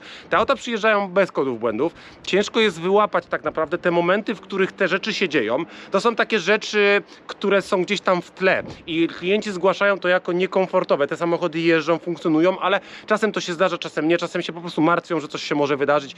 I powiem wam w ten sposób, chemia w postaci takiego środka jak pukanka do wtrysków, jak te nasze zabiegi czyszczenia kolektorów dolotowych przynoszą efekty w postaci, że po prostu znikają te niuanse. Czasem nawet jest tak, że my to robimy i później klienci tu przychodzą i mówią mi, że słuchajcie, ja wam nie mówiłem, ale to auto coś robiło, przestało to robić i często po prostu przyczyną jest zabrudzenie czy zaniedbanie trochę tych aut w postaci tego, że właśnie to zabrudził się trochę dolot, a to trochę wtryski i te czynniki wszystkie razem powodują, że gdzieś ten samochód przestaje pracować jak należy i usunięcie jednej takiej rzeczy nie pomoże, nie przyniesie efektu. Dopiero zrobienie całości przynosi jakiś konkretny i solidny efekt, dlatego jestem za tym, że jeżeli przyjeżdżają tutaj klienci i chcą robić tą profilaktykę, to róbmy wszystko od razu, a nie tylko czyszczenie dolotu, a resztę zostawiajmy. Uważam, że powinno być wszystko od razu robione. W A6 3-litrowych dieslach powinny być tak naprawdę wymieniane podkładki pod wtryskami, czyszczenie wtrysków, pukanka, ceratek, czyszczenie dolotu. Te rzeczy, te zabiegi przynoszą razem w całości fajny, pożądany efekt. To jest tak, jak przyjeżdżają tutaj auta, jeden wahacz jest zużyty w ten sposób, że już puka i wymiana tego wahacza, no oczywiście przestanie pukać, ale czy będzie się lepiej prowadził? Nie. W momencie jak robisz pełną regenerację zawieszenia, wymienisz mu 8 wahaczy, łączniki i gumy stabilizatora, wtedy wsiadasz w ten samochód i mówisz, no nie, okej. Teraz to on się prowadzi. I ta sama sytuacja dotyczy się tych tutaj silników i tych samochodów. Także zachęcam, bardzo was zachęcam do robienia tego wszystkiego. Czy tu przyniesie to efekt? To się okaże, nie? Aczkolwiek ja sądzę, że przyniesie efekt, bo zawsze to przynosi efekty. Po prostu jestem już nauczony, że zawsze to przynosi jakieś efekty. Pukaneczka dobrze mu zrobi. Nie rozlewaj, Krzysztof, bo szkoda, złoty środek. Teraz pewnie możecie sobie pomyśleć, że pokazuję bezczelnie, co tu wlewam. Tak, robię to, ponieważ nie chce mi się później wpisać w komentarzach, co lałem do tego samochodu i jaką pukankę użyłem. Więc wolę wam to po prostu pokazać fizycznie, bo tak czy siak będę używał tej firmy, bo że kiedyś ktoś przyjdzie i powie mi, że ja mam lepsze i mi to w jakiś sposób udowodni, uargumentuje. Proszę bardzo, zapraszam. Na razie ta dla mnie jest numer 1 i tej firmy będę używał.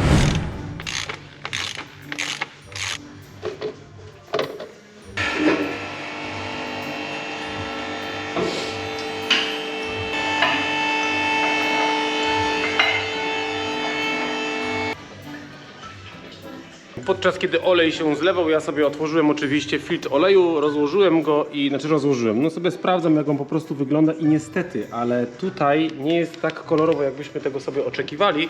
Jest troszkę opiłków w tym filtrze i oli opiłki są ogólnie w miarę naturalną rzeczą, to tutaj, no niestety, ale te opiłki są dość duże i jest to niepokojące, co tu widzę. Bo wrażenie mam, że tu się coś dzieje. Na przykład tutaj jest taki duży opiłek, ja wam spróbuję go pokazać, bo ja wiem, że w kamerze to jest trudno zobaczyć, ale ja wam spróbuję to pokazać. Czekajcie, tutaj mi dajcie takiego tego. Tu mamy opiłek na tym, położę go.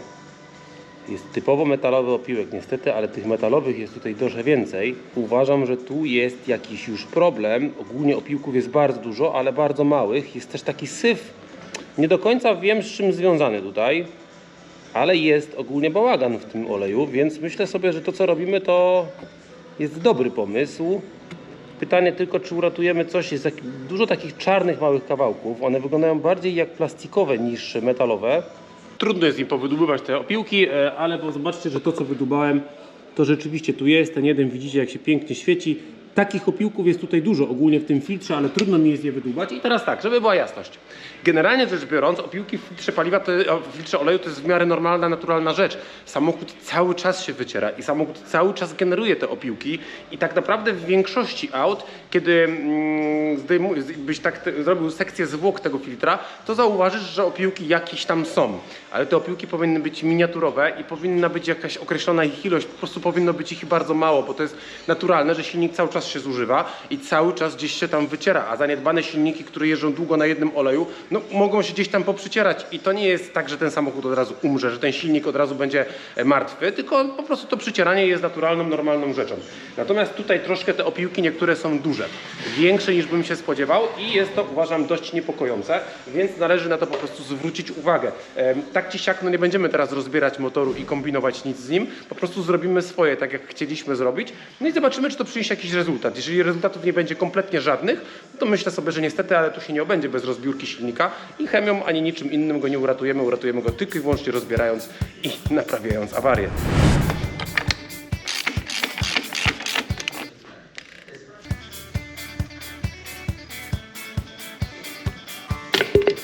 Kurwa jeszcze.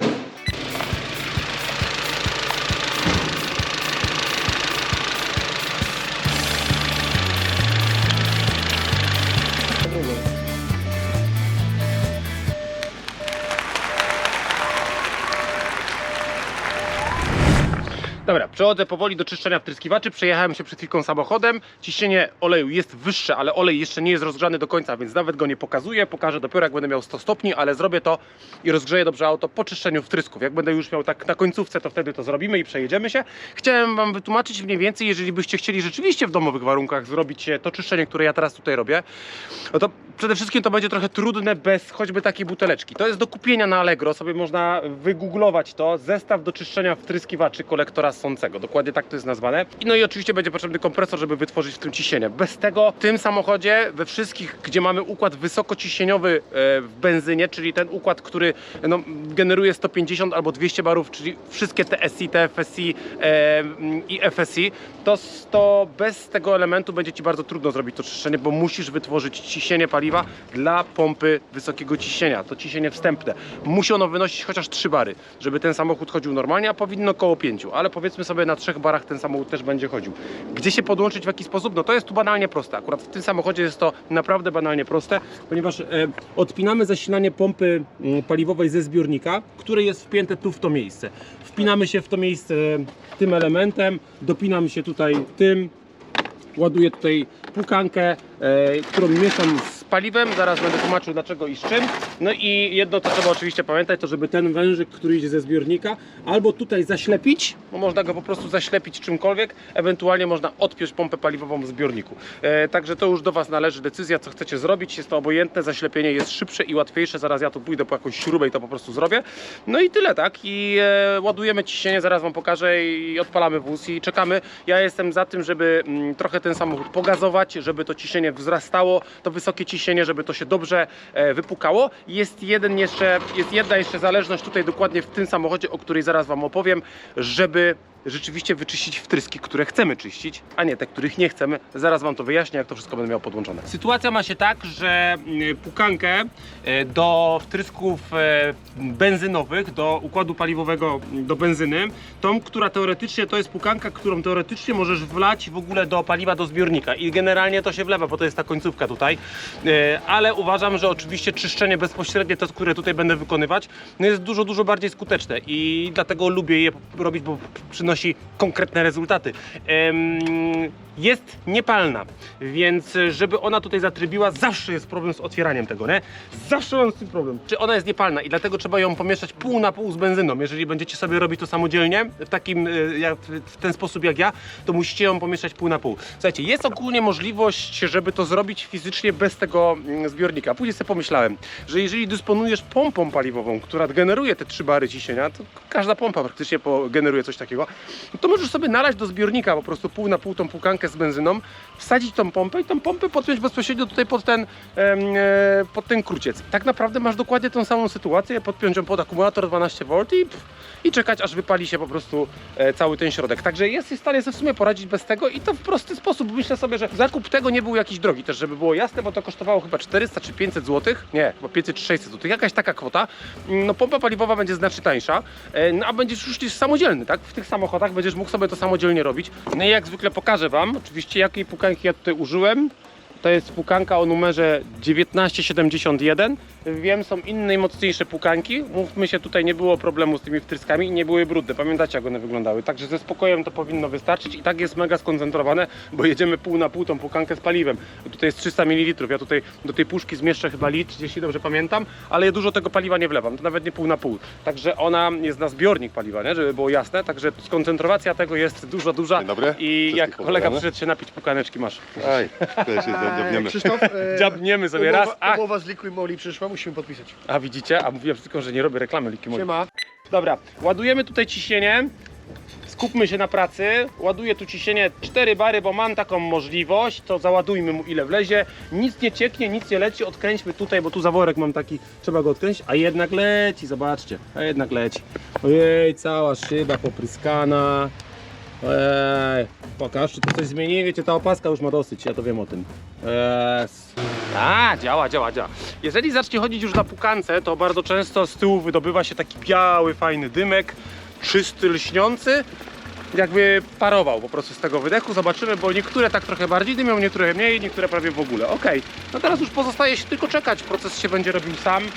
Niestety, na przykład ta butelka tu u mnie, no nie widać, kiedy się kończy środek. To jest bardzo głupie, szczerze mówiąc, bo zrobienie czegoś takiego jest banalnie proste, ale spoko. Jestem już w oczekiwaniu na maszynę, która będzie dużo bardziej profesjonalna i będzie przeznaczona już do wszystkich samochodów świata, czyli do diesli, benzyn, do wszelkiego rodzaju diesli i wszelkiego rodzaju benzyn. Ponieważ tym urządzeniem w dieslu ja to ostatnio podłączyłem w swoim Cayenne i dało radę, ale nie będę ukrywał, było to dość skomplikowane. Udało mi się za pierwszym razem, ale to tylko dlatego, bo znam ten układ paliwowy, wiem jak działa. Myślę sobie, że człowiek taki, który no nie ma tego opanowanego, miałby duży problem. Te powroty paliwowe, na których musi być utrzymane ciśnienie, żeby wtryskiwacze działały, są problematyczne tam i było nawet i dla mnie kminiące, jak to zrobić, żeby to działało. Zadziałało, ale to już było kombinowanie, rozumiecie? A teraz, jak przyjdzie ta maszyna, to będziemy mieli no profesjonal, będziemy podłączać. Ona po prostu, z tego co jakby dowiedziałem się, bo jeszcze nie wiem, nie mam tej maszyny, dopiero przyjdzie, ona no, tworzy środowisko pracy, tak jakby było wszystko w samochodzie podłączone jak fabryka. Także mega,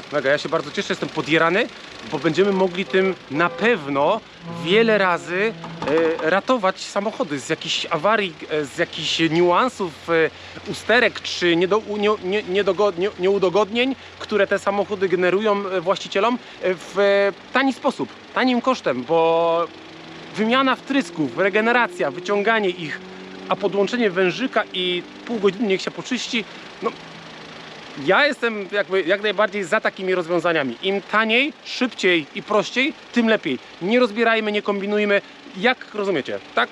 Profilaktycznie wyczyścić, poskrobać, jakby to wszystko zaczyna działać. Czasami nie ma potrzeby wymieniać elementów po prostu i generować niepotrzebnych często kosztów. Naprawdę, uwierzcie mi, że tak jest. I prawie bym wam nie powiedział, bo zapomniałem o tym i sam bym w ogóle zrobił numer, bo chciałem coś zrobić, ale już mi prawie wyleciało z głowy, ale przypomniało mi się. Jedna bardzo ważna rzecz dotycząca się generalnie głównie tego silnika, czyli na 8 wtryskiwaczach paliwa z wtryskiem FSI i MPI. Jeśli czyścimy, robimy pukankę, to pamiętajmy, że ten samochód na biegojowym chodzi na wtryskiwaczach MPI, czyli na pośrednim wtrysku, tym w kolektorze ssącym. Te wtryskiwacze wyglądają jak nowe, one nie wymagają czyszczenia. Ja je chciałem przepłukać przez chwilę, minutę, dwie i wyleciałby mi z głowy i bym zapomniał o tym, ale nagle jednak przypomniało mi się, że trzeba go przełączyć na drugi wtrysk, na wtrysk FSI. Jak to zrobić? Ten samochód jest tak skonstruowany i system, że jeżeli jeden z tych wtryskiwaczy zawodzi, czy jeden z tych systemów zawodzi, z automatu przełącza się na drugi. Więc wystarczy wypiąć mu tu wtyczkę od wtryskiwaczy MPI i z automatu przeszedł na wtryski FSI. Oczywiście zgasł samochód, trzeba go odpalić 2-3 razy, żeby on jakby skumał. Przechodzimy na drugie wtryski. Aha, no dobra, i po prostu odpalił i chodzi teraz na wtryskach FSI, bo na tych nam bardziej zależy. Na wtrysku bezpośrednio, to te wtryski mają się czyścić. Także pamiętajmy o tym, że jeżeli mamy podwójny układ wtryskowy, to trzeba to zrobić, no bo jak nie zrobisz, to jakby twoja praca nie ma prawie żadnego sensu i to pukanie, no bo tam wtrysk pośredni po prostu się nie brudzi. Pozostał nam się problem, oczywiście oprócz tego, że jeszcze oleju nie sprawdziłem pod kątem tego, że to ciśnienie jeszcze go nie rozgrzałem dobrze, więc pojadę się przejechać, ale problem ustawieniem się wałka rozrządu w strony wydechowej no jest cały czas. Widać go gołym okiem, że nie wysterowuje tego wałka tak jak powinien. Jak dodam gazu, to te różnice też tu są czasami znaczne. Widzicie, nie? Jak to skacze, także ten problem cały czas jest, choć mam takie jakieś głupie wrażenie, ponieważ jedno czego nie ma, a co było, co słyszeliśmy wszyscy jak wjechałem na warsztat, jak grał ten motor, tak? Jak przestawienie tego wałka wychodziło poza taki zakres, że on aż grał. Nie gra w ogóle. Nie ma tego, jakby to zniknęło całkowicie. Tylko pytanie, czy to czysty przypadek, czy jakieś warunki żeśmy zmienili, czy co się wydarzyło. I widzę też, że tak jak wtedy tutaj ta wartość, ona pracowała, ona chodziła górę-dół, no to teraz widzicie, nie? Stoi w miejscu, w położeniu nieprawidłowym, ale stoi w miejscu, nie pracuje. On tam wtedy, wiecie, klekotał, nagle się przestawiał i przestało klekotać. I tak to się działo. To się nie dzieje w ogóle. Więc jakieś zmiany zaszły, czy to są dobre, czy złe zmiany, nie mam pojęcia, jak to w sumie zinterpretować, ale jest tutaj nieprawidłowo, więc zanim pojadę znowu gdzieś dalej, ja już mam oczywiście wtryski podłączone normalnie, już paliwo jest wszystko zrobione tak jak należy, jest gotowy wóz do jazdy, ale zanim pojadę, to wyciągnę ten talerzyk i sprawdzimy sobie, jakim on jest w stanie i czy tam coś nie jest namieszane czasami, nie? W tym vanosie, bo wiem, że no grzebali. Zaworek leży w kartoniku z częściami danymi od warsztatu, w którym ten samochód był wcześniej. Więc przeanalizujmy to, sprawdźmy po prostu, co tam w trawie piszczy, bo czasami warto zajrzeć w takie rzeczy. Torx 30, mała grzechotka, gedorka i jedziemy z tematem. Jest trafiony, na pewno jest trafiony, nie ma dyskusji. Talerzyk, w którym, jak widzimy, nasz cycek, sutek, elektropopychacz, czy dźwignia, czy jakby to zwał, jak chciał, nie działa w ogóle nie działa, nic, po prostu nie działa. I jak to powinno działać? Powinno to działać w taki sposób i możesz to naprawdę u siebie w domu sprawdzić bez żadnego problemu. Robisz cyk, to wyskakuje, robisz cyk, to się chowa, robisz cyk, to wyskakuje, robisz cyk, to się chowa. To jest uszkodzony talerzyk. Pytanie, bo widzę, że zaworek ten rzeczywiście wewnątrz tam, który jest wymieniony. I teraz słuchajcie, te zaworki można sprawdzić w taki sposób, że one tutaj, jak widzicie, są w tym samym położeniu. Ja spróbuję, czekać, ja wam przyświecę to lampką, idę po lampkę. Uwaga, tutaj to jest schowane. Ok, musi się wciskać ładnie, gładko, bez żadnych zacięć, bez niczego. Ok, wciska się, jest spoko. Druga strona, dokładnie ta sama akcja, tak? Też się wciska, jest wszystko ok. Słuchajcie, jak te elementy, jak to się zepsuje, to środkowe wyskakuje na zewnątrz, to wylatuje tutaj, wychodzi wyżej i wtedy wiesz, że ten element jest uszkodzony. Rzadko innemu uszkodzeniu on podlega, chociaż zdarza się, że po prostu traci swoją szczelność od wytarcia się. To też się może zdarzyć. Natomiast jeżeli one obydwa są w tej samej pozycji, są wciśnięte te tłoczki tam, no to jest wszystko ok, tak? To nie musisz się przejmować i teoretycznie ten element jest sprawny. Natomiast talerzyki, jak widzicie, no nie ma dyskusji, jeden działa, drugi nie. Na szczęście już oczywiście ja się wyposażyłem.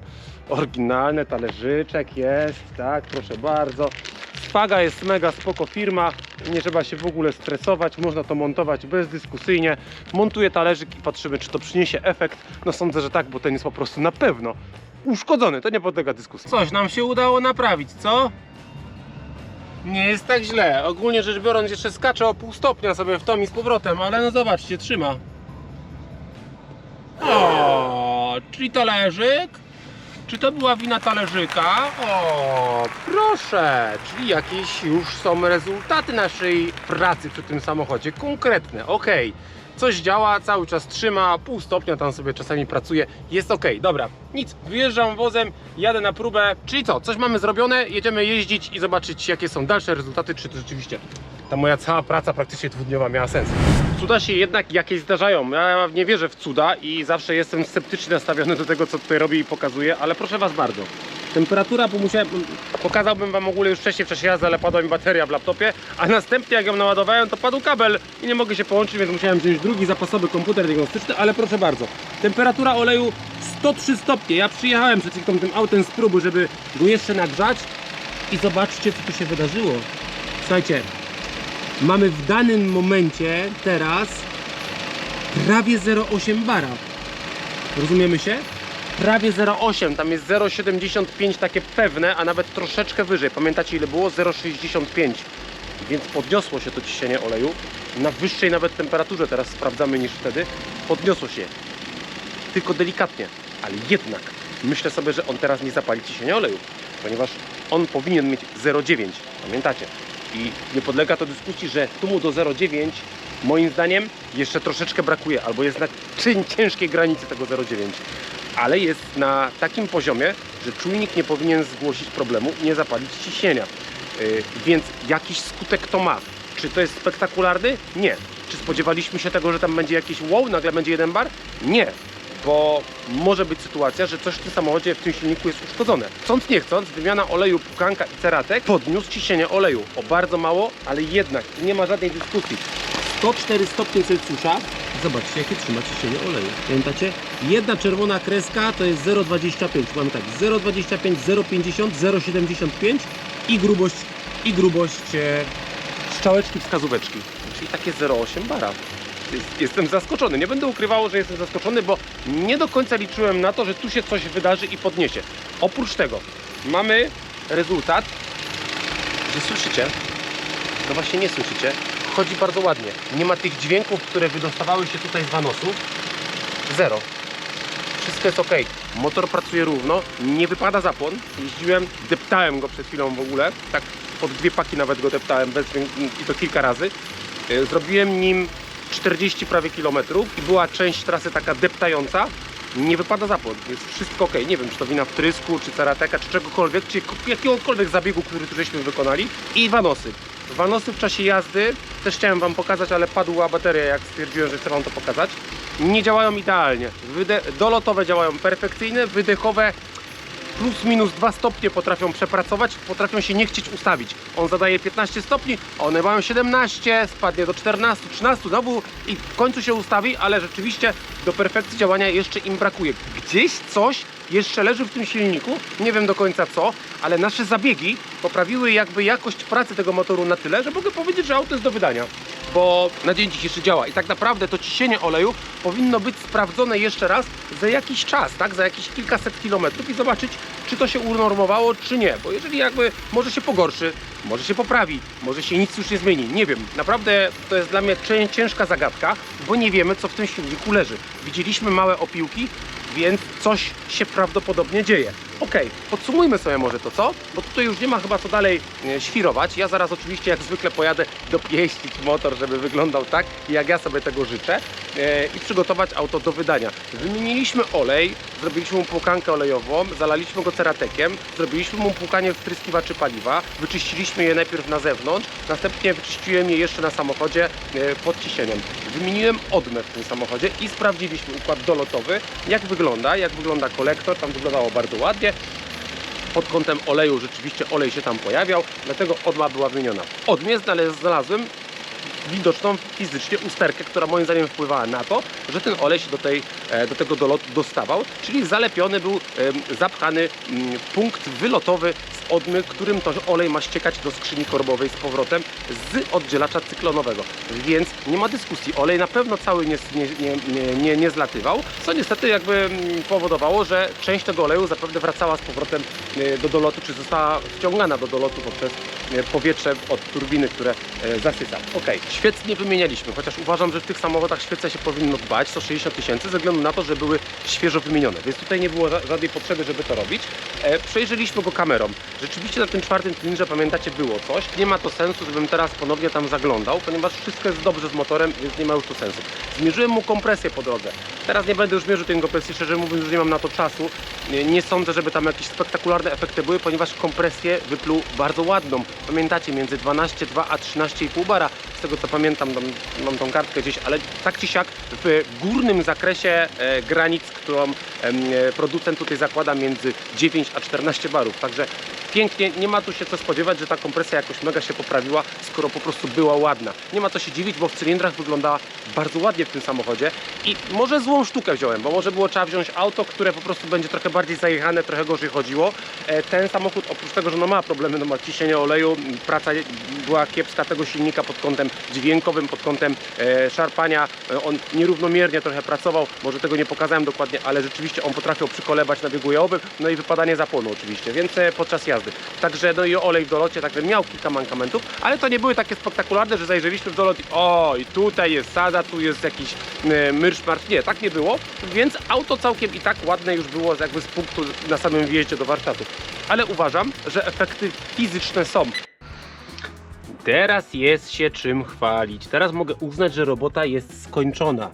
Jak wóz wygląda w taki sposób, to może jechać do klienta, ale oprócz tego, że jest czysty i ładny, to stwierdziłem, że jeszcze sprawdzę, czy dokręciłem opaskę na samej turbinie i nie zrobiłem tego. Na szczęście to sprawdziłem i na szczęście dokręcę ją i będzie ok, bo byłby umfal w postaci tego, że ciągnąłby lewe powietrze za filtrem powietrza, więc zajechałbym wóz, gdybym tego nie zrobił. Tak mnie jakoś podkusiło i widzicie, no czasami każdy popełnia błędy i trzeba samego siebie sprawdzać niejednokrotnie, ale od razu przy okazji spojrzałem w tą turbinę, bo zrobiłem 40 km w sumie tym samochodem i tam jest sucho jak wiór.